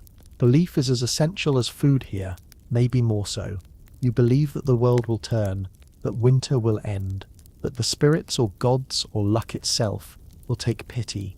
When you go out to hunt, you leave a bit of food behind for the invisible. When you walk a dangerous path, you sing, hoping the land will remember your song and spare you a fall. Even the most skeptical among you fall back on ritual in times of fear. The old man, who claims to trust only his spear and his own wits, always touches the carved bead on his necklace before a hunt. The bravest hunter, who jokes about the gods, is the first to sprinkle a few drops of water on the fire when the storm howls. You might laugh at these habits, but you cling to them just the same. There is comfort in pattern, in repetition, in the shared language of hope. You tease each other about the magic bone or the lucky fur hat, but nobody is foolish enough to leave them behind. You pass these tokens on when someone dies. A bone carved by a mother, a stone worn smooth by years of touch, a shell from the far-off sea. The children take them, tuck them away, adding their own charms, building a chain of memory and meaning that stretches farther than any trail. You find beauty where you can, in the swirl of ochre dust as you paint a new shape on the cave wall, in the wild, bright singing of children as they race through snowdrifts, in the hush that falls when the old woman begins a story, her words rising and falling like the wind outside, in the rhythm of hands pounding on hides, feet stamping in a circle, voices lifted together in song. These rituals, these stories, these flickers of art and faith, they do not fill your belly, but they fill something deeper. They remind you why you wake up and fight the cold, why you scrape for roots and chase after game, why you laugh even when there's little to laugh about. Tonight, you sleep with a charm under your head, a tiny antler carved with spirals, a gift from your father. You touch it as you drift off, whispering a promise to return to the cave, to add your own stories, your own marks, your own hope. You do not know if it will work. You do not know if the spirits are listening. But you believe, and for tonight, that is enough. You wake, stiff and groggy, to the distant sound of shouting, a sharp guttural noise that isn't part of your own group's morning routine. You're instantly alert, adrenaline pushing away the last dregs of sleep. Your people are already moving, some reaching for spears, others whispering for the children to keep quiet and out of sight. You crouch, peering through a slit in the hide wall, and catch a glimpse of figures on the far side of the clearing. Strangers, maybe a dozen, wrapped in furs, weapons raised. For a moment, the air between your groups is as taut as a stretched sinew. In this world, conflict and competition with other bands are as much a part of survival as hunting or foraging. You don't always know who's friend, rival, or outright enemy. Every human you meet is hungry, just like you. And that means every meeting is a gamble. Sometimes you'll trade, sometimes you'll talk, sometimes you'll fight. This morning, the strangers shout again, their voices carrying over the snow. It's a demand, not a greeting. You don't recognize their dialect, but you understand the tone. They want something. Food, tools, women, information.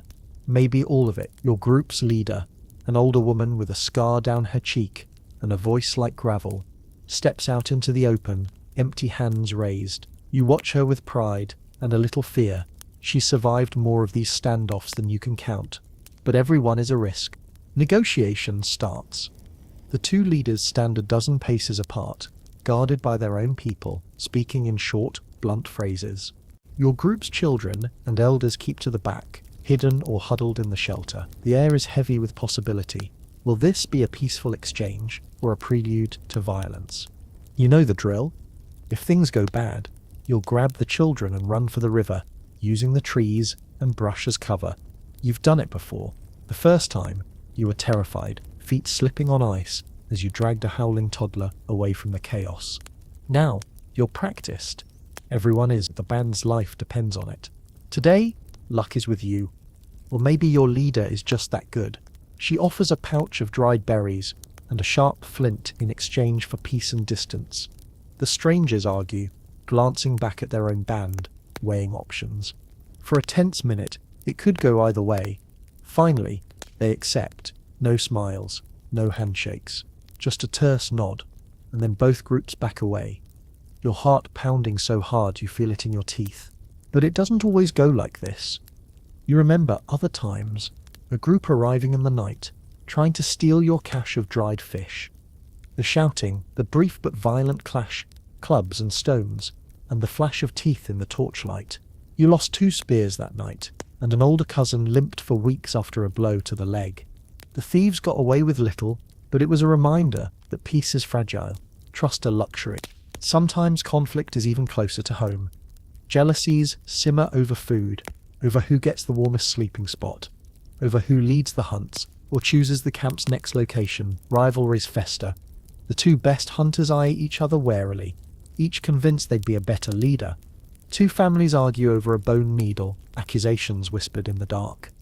Your group has rules clear, strict, enforced by threat of exile, or in the worst cases by force. Yet, as much as you fear these moments, you know competition also binds you. Every person has a role, a reputation, a place in the unspoken hierarchy. The old woman's stories are as valued as the sharpest spear. The child who once saved the camp from a wolf gets a little extra respect, and the last bit of marrow, if there's any left. You joke about the pecking order, usually while pecking at the last scraps of dinner. There are seasons when rival bands move close, forced together by drought, failed hunts, or a sudden glut of animals at a river crossing. These are dangerous times, but also opportunities. You've watched 2 bands meet and merge for a season, sharing food, knowledge, even members. Sometimes a romance blossoms, an exchange of jokes, then gifts, then a marriage that links families and calms tempers, at least for a while. Sometimes, though, it ends in a split, each group leaving with a few new scars and a lot more suspicion. Trade is another battleground. Every object you own, a fine spear, a decorated bone, a pouch of ochre, a scrap of rare hide, is a bargaining chip. You remember once trading a string of beads for a handful of dried roots and the right to camp near a warm spring. It felt like a win, until you realized the spring's warmth also attracted a family of stubborn badgers. You laugh about it now, but you guard your trades more carefully. The worst conflicts, though, are over land and resources. If 2 groups claim the same hunting ground, things can turn ugly fast. You've watched tense negotiations erupt into open fights, seen hunters chase each other through the woods, weapons flashing, curses flying. When the dust settles, someone is always missing, and the rest move on, more cautious, more wary. You've learnt to read other groups, the way they walk, the way they hold their weapons, the way their eyes flicker to your food stash or your youngest children. There's a dance to every meeting. Who speaks first, who offers what, who's bluffing, who's desperate. You never let your guard down, not even with those who seem friendly. Sometimes you envy the animals. When 2 wolf packs meet, they howl and circle, sometimes fight, sometimes just slink away. You're not so different. You measure your strength against others, sometimes through words, sometimes through blows, always aware that your place here is never secure. Children are not sheltered from this reality. From an early age, they learn the signs, the certain tension in the adults' voices, the way everyone moves quickly to gather weapons when strangers approach. They play at standoffs, mimicking negotiations, trading sticks and stones for imaginary treasures. When the games turn rough, you let it go. Better they learn young, you tell yourself. As you grow, you become part of the group's defense. You're trained to use your voice as much as your arms, to shout warnings, to bluff strength, to stall for time while the others escape. The first time you stood guard, heart hammering, you clutched a club so tight your knuckles ached. When nothing happened, you felt both foolish and relieved. Next time, it might be different. You learn the value of alliances.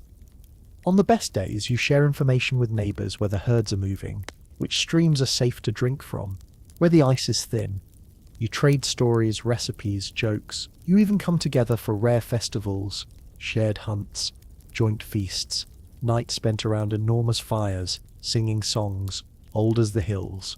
In those moments, you remember that everyone here is just trying to survive. Competition doesn't always mean hatred. Sometimes it's just a way to prove you're strong enough to keep going. But always, the threat of conflict hangs over you. Every argument, every trade, every new face is a risk. You sleep with one eye open, weapons close at hand, food hidden just in case. Even your laughter is tinged with caution, jokes about inviting the neighbors for dinner, as long as we're not on the menu. Tonight, after the strangers have gone, your group sits close around the fire. The old woman leads a round of stories, but her voice is lower, her eyes scanning the dark. You watch each other's backs, she says, not for the first time. There's more to fear out there than just wolves and cold. You nod, listening to the wind rattle the shelter, hoping that tomorrow's sunrise will bring peace, or at least a little less danger. Conflict and competition are the shadow companions of the Great Starvation. They sharpen your senses, tighten your bonds, and remind you that, even in the deepest hunger, people can be both threat and salvation. You sleep lighter tonight, the fire burning bright, the memory of those strangers etched sharp in your mind. You start the day to the thin, plaintive cries of a toddler hungry before dawn, a sound that's become so familiar you sometimes hear it in your dreams. Childhood, in the Great Starvation, is not a gentle or drawn-out affair. There is little time for innocence, fewer chances for play, and every lesson learned is a matter of life and death. You look at the youngest children in your group and see more than small bodies bundled in furs. You see survival distilled, big eyes that dart to every movement, small hands that grip tools almost as soon as they can walk, feet that know the chill of ice before they ever feel the softness of moss or grass. Childhood here is a wild apprenticeship. The moment a child is old enough to follow instructions, no matter how small, they are put to work. You remember your own first lessons, how to blow gently on a spark until it becomes a flame, how to tie sinew into knots strong enough to hold a snare, how to tell the difference between a rabbit track and a fox, a safe berry and one that will make your belly ache for days. Sometimes the lessons came gently, with a parent's careful patience. More often they came with a sharp word, a smack on the hand, or for the lucky ones, a joke about learning the hard way. There's pride in learning quickly. Children who can help fetch water, collect sticks, keep the fire alive, are praised and given the best bits at dinner. The very youngest crawl in the snow after their elders, mimicking everything, the way you scrape fat from a hide, the way you crouch low when watching for predators. You've seen a 3-year-old spot the shine of ice on a riverbank and warn the adults away, earning laughter and a grateful ruffle of the hair. But danger is everywhere, and childhood is short. You watch as children are pressed into tasks that would make modern hearts shudder, carrying knives sharp enough to cut to the bone, tending open fires, walking the snare line alone before most have lost their first teeth. There's a constant low-level worry humming in the air.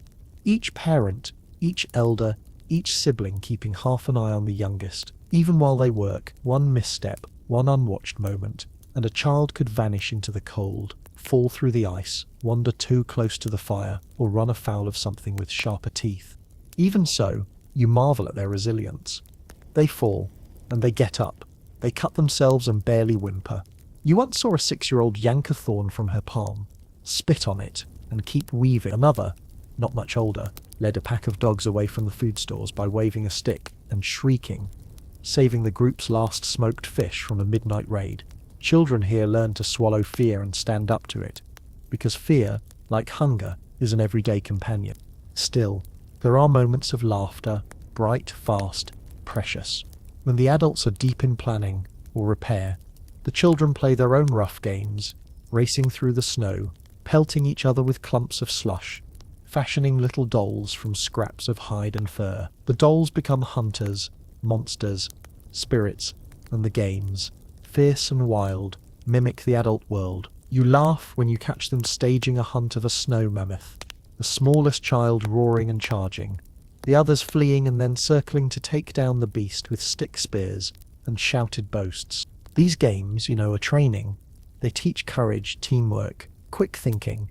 They're a rehearsal for real danger, a rehearsal everyone in the band knows will come sooner rather than later. The older children are expected to watch the younger, to step in when play gets too rough or when a real threat looms. You see pride in their eyes when they are trusted with responsibility, and a glimmer of worry too when things go wrong. Illness is especially cruel to the young. You've watched coughs that never seem to end, fevers that sap energy, rashes that spread no matter how often you change bedding or burn old clothing. Some children survive, growing lean and tough, their bodies learning to fight back. Others fade, no matter what herbs the old woman burns or what stories are told by the fire. When a child dies, the entire camp mourns. The loss is felt like a physical blow, a hole in the fabric of the group. There is little time for tears, but no one forget. You look at the scars on your own hands, proof of childhood survived. Each one is a lesson, a story. The slash from a slip with a flint knife, the puckered burn from a careless reach across the fire, the bite mark from an angry dog you tried to hug. You remember the laughter that followed each mishap, the way your elders teased you, then showed you again how to do it right. In a world with no safety nets, scars are the closest thing to a report card. The children are also the group's hope, its future. Even when food is short, the youngest are given the first and best bites. When a rabbit is caught, the liver goes to the toddler with the roundest cheeks. When the last handful of berries is split, the smallest hands are filled first. It's not just kindness, it's strategy. The group cannot afford to lose its future. Yet, you see the strain on the adults. The mothers whose milk dries up too soon. The fathers who pace at night, staring into the dark, whispering prayers to ancestors for luck or strength. The weight of expectation is heavy, and everyone feels it. Every child who survives another winter is celebrated with quiet joy. Every milestone, first tooth, first word, first kill, marked with stories and laughter. And if possible, a special treat. Learning is constant. You teach by doing. A child is shown how to sharpen a blade, then expected to try. If the blade dulls, they learn how to fix it. If they snap a spear, they help gather the materials to make another. The old woman's voice is a constant background, correcting, joking, warning. Don't eat that mushroom unless you want to see your ancestors early. Hold the knife like you mean it, not like you're waving at a bird. These small lessons, repeated over and over, are what keep the children alive.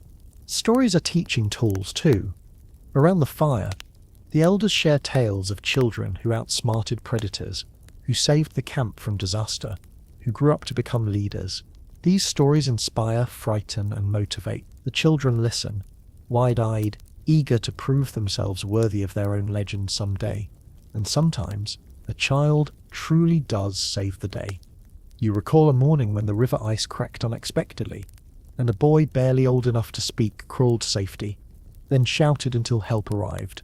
The rescue was clumsy but successful, and the story is retold every spring, a warning and a boast in equal measure. There's competition among the young, who can make the best snare, who can climb the highest, who spots the most animal tracks. The winners get bragging rights, and sometimes a prize, a brightly coloured feather, a small carved bead, a place of honour beside the fire. The losers are teased, but always with affection, always with the expectation that they'll do better next time. Friendship is fierce and quick. The children share secrets, band together against imaginary monsters, and sometimes against the adults. They cover for each other's mistakes, and defend each other in squabbles, even as they compete for favour. Siblings squabble, but woe to any outsider who tries to harm one of their own. You notice the ways children carry loss.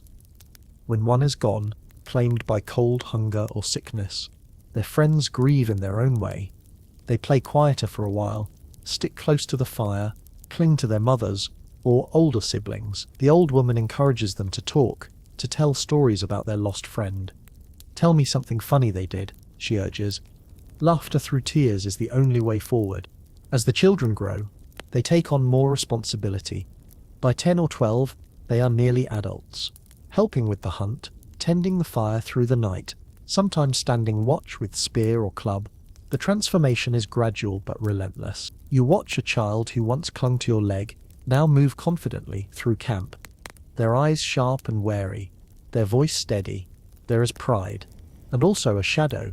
You wish they could be a child a little longer. The older children sometimes grumble about the burdens. Why do I always have to watch the traps? Can't someone else scrape the hides? You let them complain.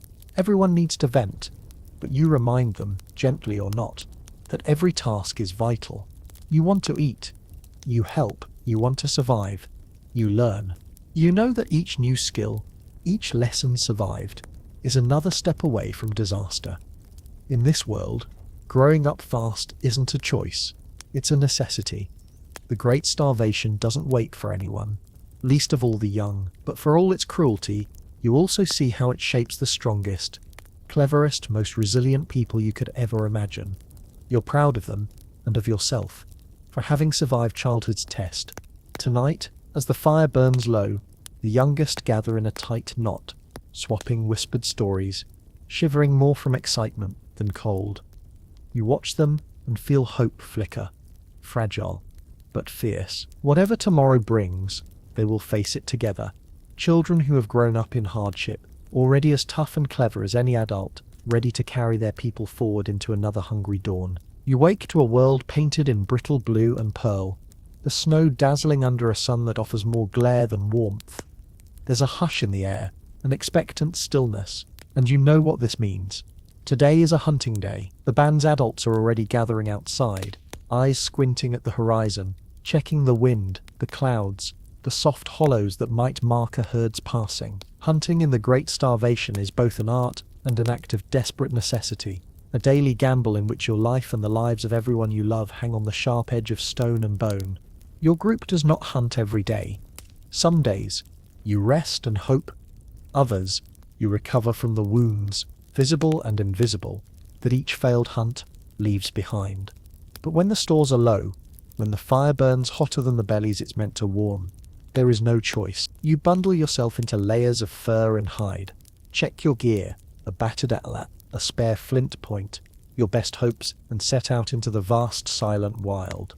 The hunt begins with tracking. You crouch, fingers probing at the faintest marks, a smudge in the snow, a droplet of urine frozen yellow, a clump of fur snagged on a branch. Others fan out, reading the land with eyes sharpened by hunger. Every hunter brings a skill.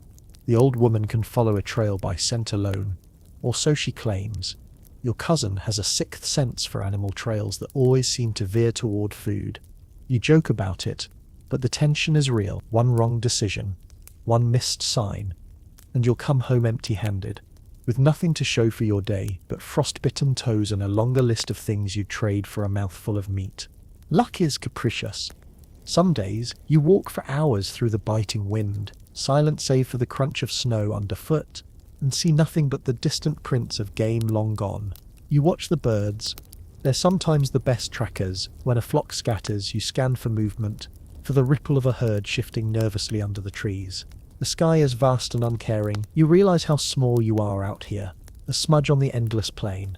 But then sometimes there's a sign, a fresh track, the sharp scent of musk in the air, a hush among the birds. Adrenaline prickles through you as the group gathers, everyone reading the ground, exchanging glances. You move together now, crouched low, weapons ready. Today, you're after reindeer, not as grand as mammoth, not as dangerous as bison, but their meat, fat and hides mean the difference between misery and hope. The reindeer, for their part, are not easy prey. They move in loose herds, always watchful, quick to startle at the snap of a branch or the glint of sunlight off a blade. You remember all the stories about clever tricks driving animals into snowdrifts, using the wind to mask your scent, setting up silent lines of ambush. Today, you're using the old method, a slow, wide circling, pushing the animals gently toward a shallow gully where the snow is deep and escape harder. You can feel your heart thudding as the group fans out, each member slipping from bush to boulder to stunted willow, every movement calculated, every breath measured. You glance at your younger cousin, the one who once fell into a stream during a hunt and came out with a fish between his teeth. A running joke now, but at the time you were sure he'd freeze. He grins at you, face with charcoal for luck. And you remember why you keep doing this. Not just for food, but for each other. When the moment comes, it's chaos and precision all at once. Someone shouts, a sharp, high sound that sends the herd running. You leap from cover, hurling your atlil with every ounce of hunger and hope you have left. Spears and stones fly. The reindeer scatter, bounding through drifts that swallow their legs. You chase, lungs burning, legs numb, driven by the raw fear that this might be your last chance for days. The kill is never clean. One animal goes down, its leg broken by a lucky throw. You and two others rush in, weapons flashing, ending the struggle as quickly as you can. There's no time for pity. Hunger is too loud for mercy. The rest of the herd vanishes into the trees, and for a heartbeat, the world is silent again. Relief sweeps through the group. You share breathless, shaking laughter, half shock, half victory. Someone slaps you on the back. Someone else offers a joke about inviting the reindeer to dinner. You all know what comes next. The hard, necessary work of butchering the animal before cold and scavengers take your prize.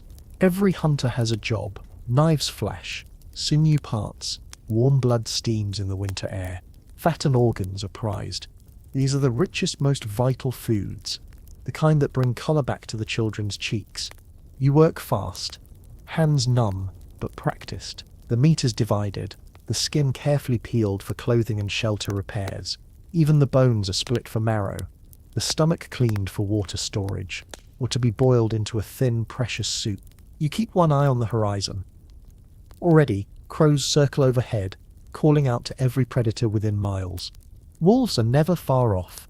They know your routines as well as you do, and you've lost kills before to their clever teamwork. You assign a lookout and hurry your work, packing the meat into bundles, slinging it over shoulders, and making for home as quickly as you can without dropping anything. Back at camp, the return of the hunting party is always a spectacle. The children race out, whooping, tripping over their own feet in their excitement. Even the old ones stand, peering from the shelter, lips cracked into tired smiles. There is a hush of gratitude, a buzz of pride. Tonight, there will be food. Not enough to erase hunger, but enough to soften its edge for a while. Preparation is communal. The old women take charge of the best cuts, simmering them into a greasy broth over the fire. Strips of meat are sliced thin and hung to dry above the smoke, a promise for harder days ahead. Fat is rendered and stored, mixed with scraps of dried berries or bark. The children are sent to fetch water, to gather wood, to help strip sinew for thread. Even the youngest get a task, picking scraps of meat off the bones for the evening stew. You are tired, sore, but alive in a way that only hunger and victory can make you. Around the fire, everyone gets a share. No one eats alone. The choicest bits go to the youngest, the sickest, the most valuable members of the group. Elders are honored with soft pieces, children with marrow and tongue. Jokes fly, stories are told, old rivalries are forgotten for a few hours. You savor each bite, greasy, hot, smoky, closing your eyes and letting the flavors fill you. You talk about the hunt, exaggerating your own role. I swear that reindeer locked eyes with me and gave up, laughing at the near misses, the clumsy falls. The old traditions everyone pretends to believe in, but everyone follows just in case.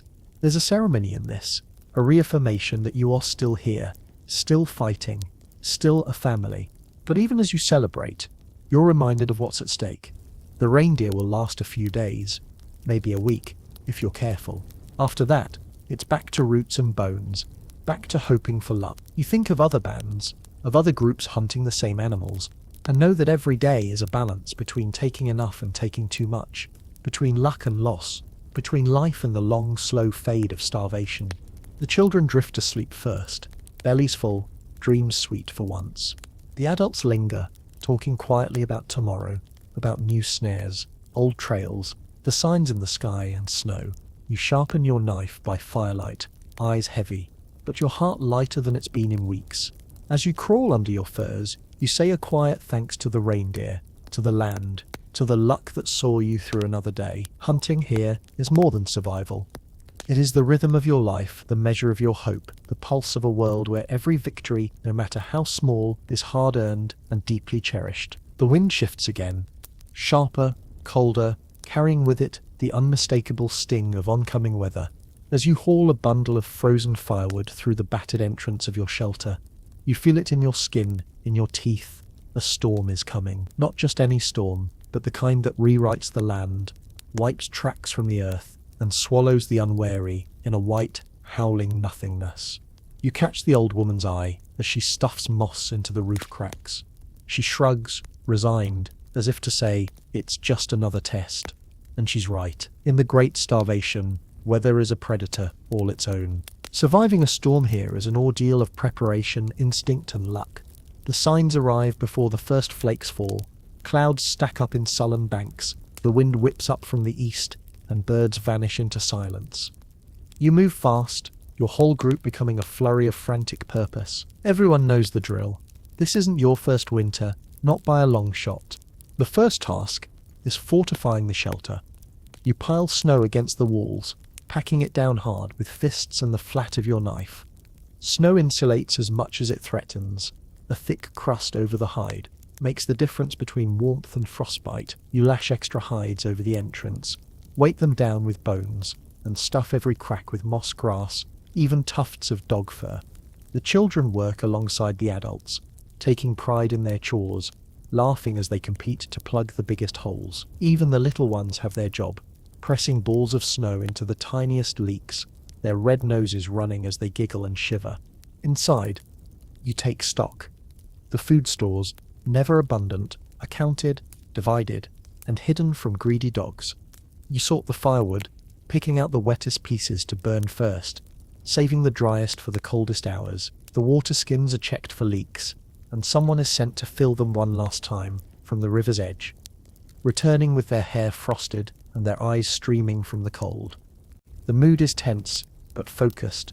Jokes are quieter now, but even more cherished. If you eat all the dried meat before the storm's over, someone mutters, "I'll tell the wolves where you sleep." As the sky darkens and the first flakes fall, you herd everyone inside.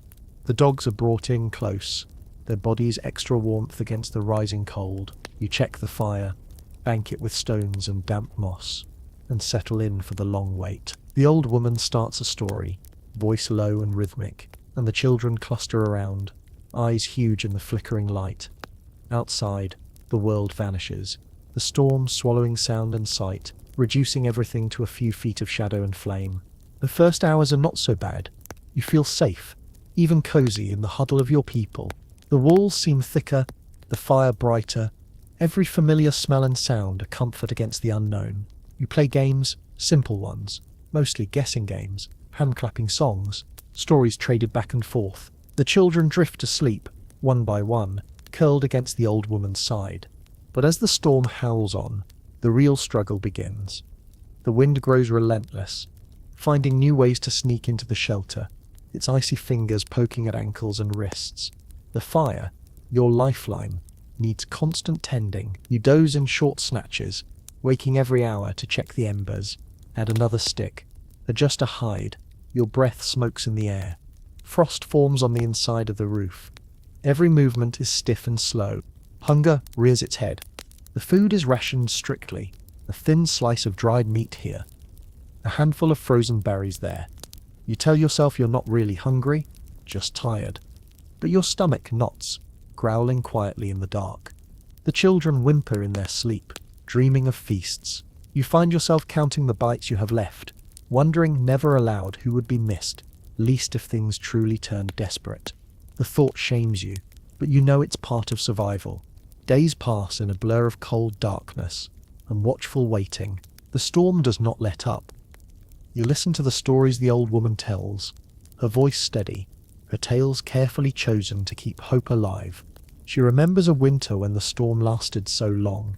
Everyone grew convinced the sun had died, but the sun always comes back, she says, every time, and you hold on to those words like a charm. You worry about the weakest among you, the sick child whose cough rattles worse with every passing day, the oldest man whose hands shake when he tries to hold a spoon, the dog that won't eat, curled tight and shivering. You offer comfort where you can, an extra bit of fur, a whispered promise, a funny face to coax a smile. Sometimes it works, sometimes it doesn't. The boredom is nearly as bad as the fear.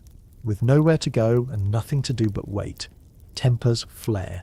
Arguments break out over who's using too much wood, who got the biggest share of water, who's snoring loudest. You bite your tongue, knowing a fight will only waste precious energy. Instead, you try to lighten the mood. If we make it through this storm, you declare, I'll eat a pine cone in front of everyone, just to prove I'm tougher than the trees. The children laugh, and the adults snort, grateful for a reason to smile. Eventually, the storm winds down. The silence that follows is heavy, thick, almost frightening after so much noise. You crack open the entrance, peering out into a world transformed, white as far as you can see, the familiar landmarks buried or erased. Digging out is its own ordeal. The snow is dense, hard, clinging to everything. You take turns, hacking at the entrance with axes and flint blades, shoveling with bones and hands until your fingers burn. Outside, the cold is sharper, the sky a blinding blue. You squint against the glare, scanning the horizon for danger or opportunity. The air smells different. Cleaner, fresher, but laced with the faint, wild musk of something watching. You check the traps, hoping for luck, and sometimes you find it a hare caught in the snare, a ptarmigan frozen stiff, even a fox unlucky enough to wander too close. Other times the traps are empty, and you trudge back, exhausted, to share what little you have. The storm has changed the land. Tracks are wiped clean, old trails hidden. Predators, too, are hungry, bolder now that everything else has been scoured away. You keep your weapons close, eyes sharp, nerves stretched thin. The children are kept near camp, forbidden to wander, even for a game. Everyone moves carefully, testing the snow, the ice, every step a calculated risk. In the days after the storm, hunger grows sharper, stores dwindle. The fat you saved is gone, the dried meat reduced to scraps. You boil bones again, scraping every bit of grease, drinking the broth in silence. Sometimes you gnaw at leather, pretending it's more than just something to fill your belly. The old woman jokes about the secret flavor of mammoth hide aged to perfection, and everyone groans, but the laughter helps. And yet, even now, you don't give up. You set new traps, fan out on cautious hunts, scrape moss from rocks, dig for roots frozen just below the surface. The world is reset, blank and new, but you're still here, stubborn and unbroken. The storm has taken much, but not your will. You rebuild the camp, patch the shelter, mend what was lost. At night, you gather around the fire, thin but alive. The children beg for more stories, and you oblige, making each one bigger, braver, more hopeful. You talk about the storm, not as a terror, but as a trial survived. We beat it, you say, just like we'll beat the next one. The old woman nods, and in the flickering light, her eyes are bright with pride. Weather is a monster that never sleeps. You fear it, respect it, prepare for it, and when you have to, outlast it. The storm is a thief, a teacher, a test, but it is never the end. You emerge, shivering and scarred, but stronger, more united, more determined to endure whatever the world throws next. And so, in the hush after the storm, you gather your people close, hold them tight, and look to the horizon, not just for threats, but for hope. Because in the Great Starvation, survival is about more than food or shelter or luck. It's about weathering every storm, together, and learning to start again. The sky this morning is clear and cold, the kind of blue that almost aches to look at. But beneath that calm surface, you feel a different sort of urgency pressing in. There's a rhythm here, older than memory. In the aftermath of each storm, after each long hunger, there's a flurry of desperate movement. Your people are up early, breath steaming as they scan the horizon, because now is the time to seek out what the storm may have left behind, and to recover what you can before the thaw. Scavenging and foraging are as much a part of your survival as hunting, maybe more. The land holds secrets after every great upheaval. Storms strip away layers of snow, topple trees, and sometimes expose caches hidden by animals or by people long gone. You set out in a loose line, each person tasked with a different search. Some look for downed branches and dry wood, others for exposed roots, or the faint glimmer of half-buried bones. You start with the drifted edges, where the wind piles snow against the rocks. These are often the richest places. Once, you found the skeleton of a reindeer, picked almost clean by wolves, but with a few scraps of meat frozen to the ribs. Another time, a cluster of ptarmigan lay stunned beneath a drift, alive but too cold to flee. You caught 3 by hand that morning. A story you'll never let your siblings forget. Call me the great ptarmigan wrestler. You still joke, to groans and grins around the fire. Scavenging demands, sharp eyes, and even sharper instincts. You find tracks everywhere, fresh from foxes, the zigzag dash of a hare, even the wide, deep depressions of something larger, a muskox or bison perhaps, moving through the softening snow. Each sign is a clue, and every member of the band knows how to read them. You move quietly, pausing often, ears straining for any sound out of place. Then there's foraging, an art in its own right. The snow is retreating, bit by bit, revealing last summer's detritus, tangled grass, shriveled berries, the brittle stems of plants you barely remember from warmer days. You know which ones to gather, the tiny, stubborn cranberries, still tart and sharp, the roots that curl like fingers under the thawing ground. Sometimes you find mushrooms clinging to fallen logs, or tender shoots pushing up, promising a fleeting burst of green. You eat what you can, raw or roasted, knowing that every bite matters. The old woman has her own way of finding food. She taps the ground with a stick, muttering to herself, then digs with her bare hands, pulling up a clutch of tubers. Nature's treasure, she declares.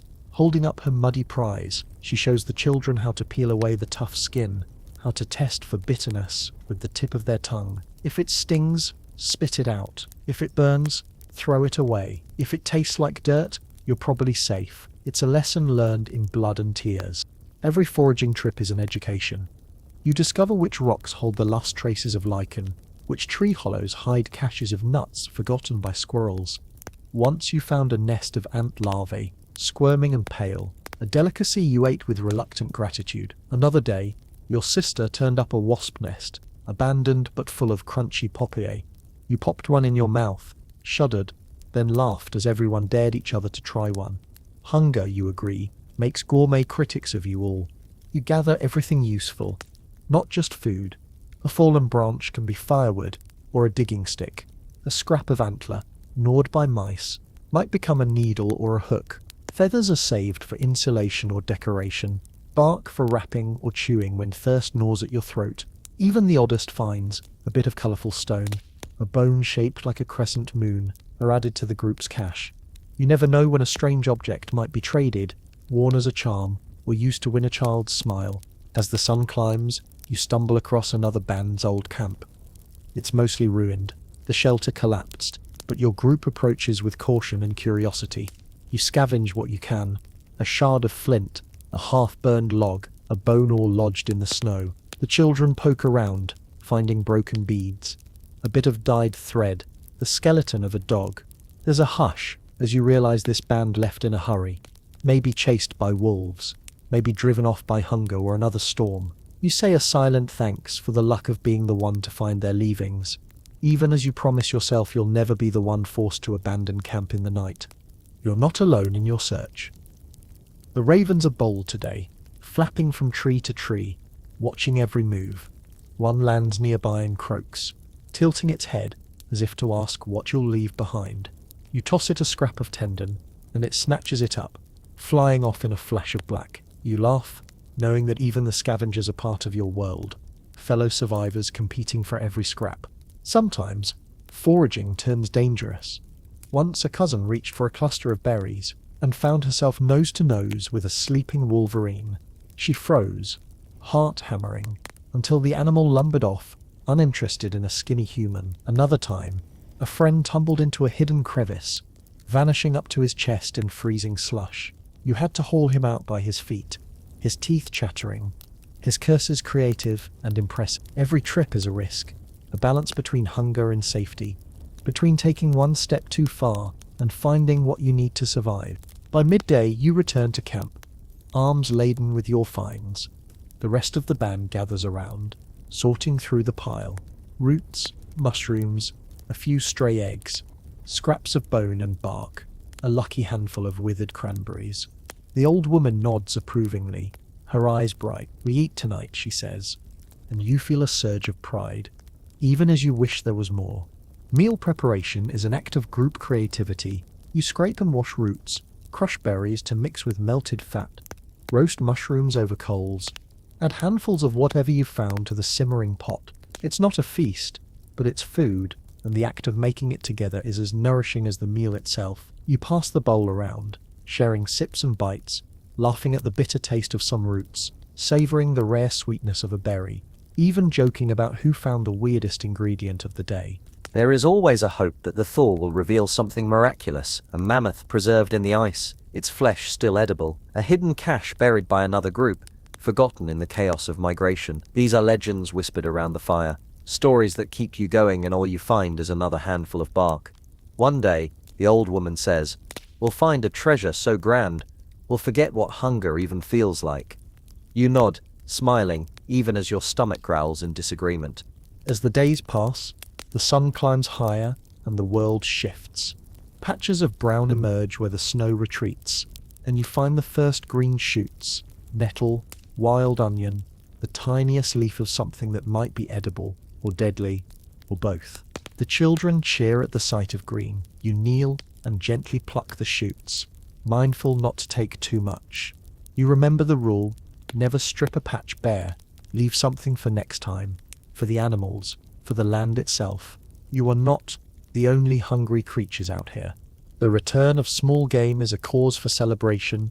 A sudden dart of fur means a rabbit or vole, a flash of feathers, a grouse. You set snares and traps, checking them morning and night. Sometimes you catch something, sometimes not. When you do, it is prepared with care, skinned, roasted, the bones split for marrow, nothing wasted. Even the tiniest catch is greeted with cheers, the children dancing, the adults pretending it's enough for everyone. Small but mighty, someone jokes, as you all pretend to be full after a single bite. Scavenging extends to memory as well. You revisit old camps, checking for anything left behind. Once you found a bone needle tucked under a rock, a forgotten treasure. Another time, a hidden cache of dried moss, long since frozen but still useful for starting a fire. Every find is a gift from the past, a reminder that survival is a shared story, written across the land by every group that has passed through. There is an art to making do, to finding use in what others would call refuse. You save the bark from chewed branches, fashion broken bone into fish hooks, grind hard seeds into powder. You laugh about your treasure chest, a pouch full of odd bits that might one day save a life. The old woman claims she once built a shelter from nothing but driftwood and a mammoth jaw. You're not sure you believe her, but in the Great Starvation, every story carries a seed of truth. By evening, you are bone-tired, your hands stained and scratched. But the camp feels a little richer. The meal may be meager, but the mood is lighter. You talk about what you found, what you hope to find, what tomorrow might bring. The old woman tells another tale of a feast so grand, everyone fell asleep with smiles on their faces and woke up to find their hunger gone. The children giggle, knowing it's just a dream, but for a moment, you all let yourselves believe. As the stars prick the sky, you lie back, watching your breath swirl above you. The air is still cold, but the world feels a little less empty. Scavenging and foraging, you realize, are more than survival skills. They are acts of hope, of resilience, of refusing to give up even when the land gives you so little. And so you sleep, stomach only half full, but spirit mended by the knowledge that you've wrung another day's sustenance from the stubborn, generous earth. You dream of abundance, of bright berries and fat game, but you wake ready to search, to gather, to make do, and to teach the children beside you to do the same. Morning comes slowly, and with it the realization that your body aches in new and creative ways.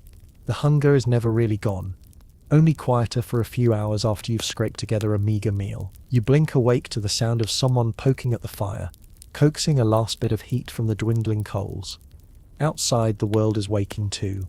Ice creaks, snow softens, and if you're lucky, the sky is a little less grey than usual. For all its hardships, the Ice Age has a way of reminding you that every day above ground is a victory. And now, in the heart of the Great Starvation, you're not just thinking about the next meal or the next storm, you're also thinking about the future, about how you'll carry on and about what comes next.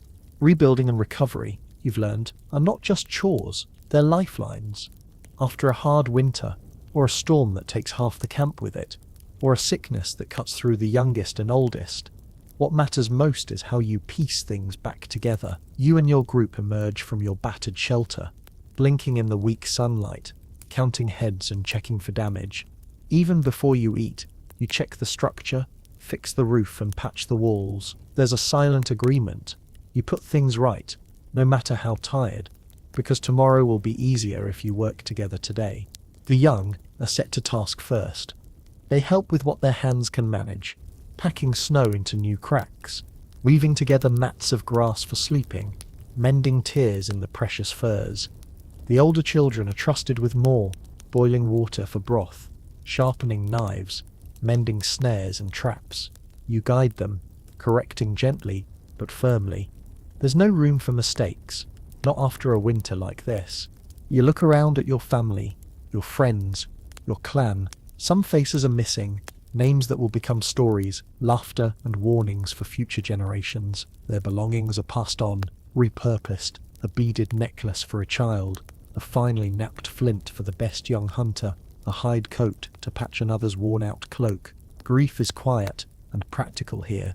You don't linger on what you've lost for too long, because you can't afford to. The dead are honored by how fiercely you fight to keep the living going. Even the camp itself gets a second chance. The ground is swept clean, bones from old meals are crushed and scattered, ashes are buried.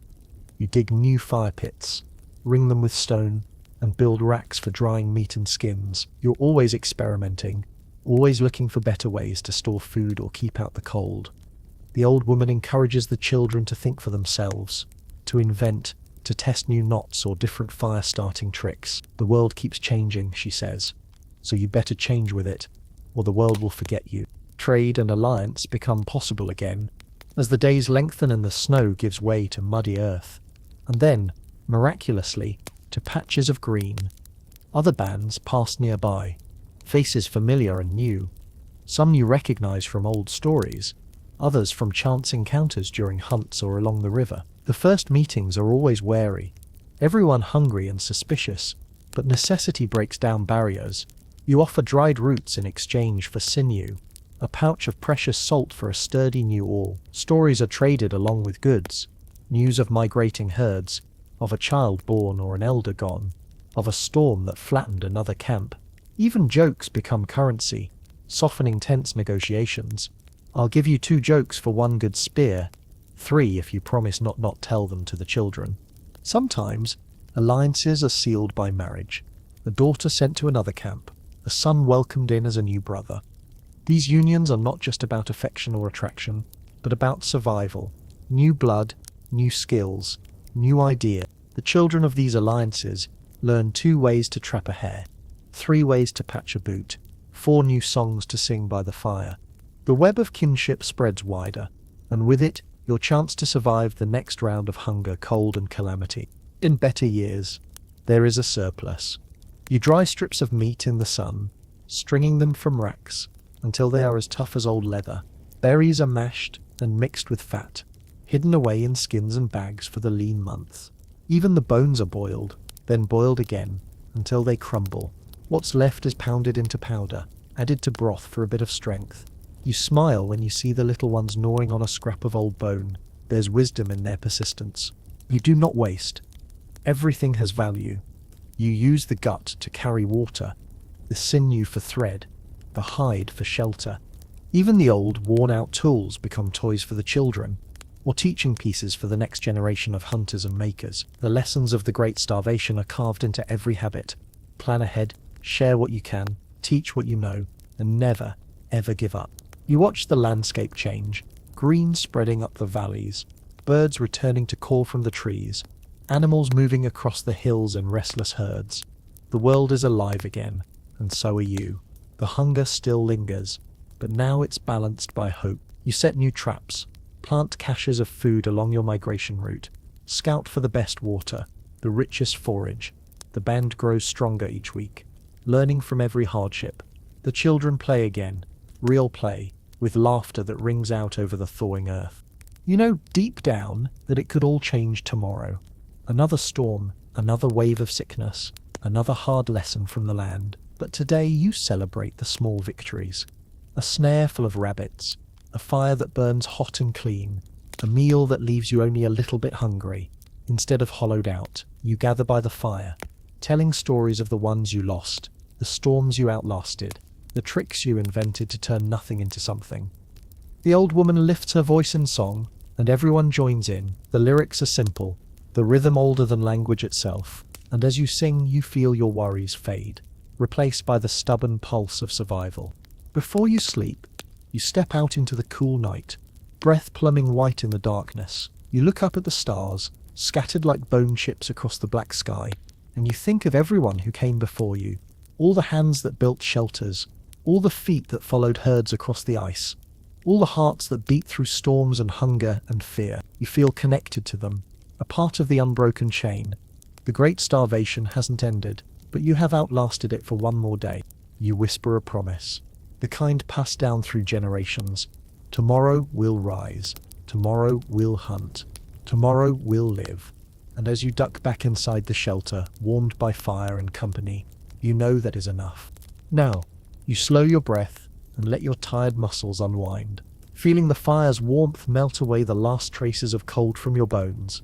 Around you, the world softens, voices grow gentle, the fire's crackle fades, and the long shadows settle quietly. The snow outside glows blue under the first hints of dawn, and you sense that, even in the hardest times, the night is never endless. You remember the way your people laughed after the storm, how hens joined together to patch the roof, to share the last scraps of food, to cradle the smallest children until they slept. The ache in your belly is still there, but it has softened into something bearable, woven through with memory, pride, and the promise of morning. Tomorrow, there will be new work, new worries, but also new chances for kindness, invention, and courage. You let your eyes close, listening to the slow, steady breath of those around you. You survived the great starvation not by being the strongest or the bravest, but by caring, by teaching, by refusing to let the darkness win. The storm has passed, the embers are still glowing, and hope, however fragile, is alive in you. Rest now, timeless wanderer. The night is yours, gentle and deep, and morning will find you stronger. Sweet dreams.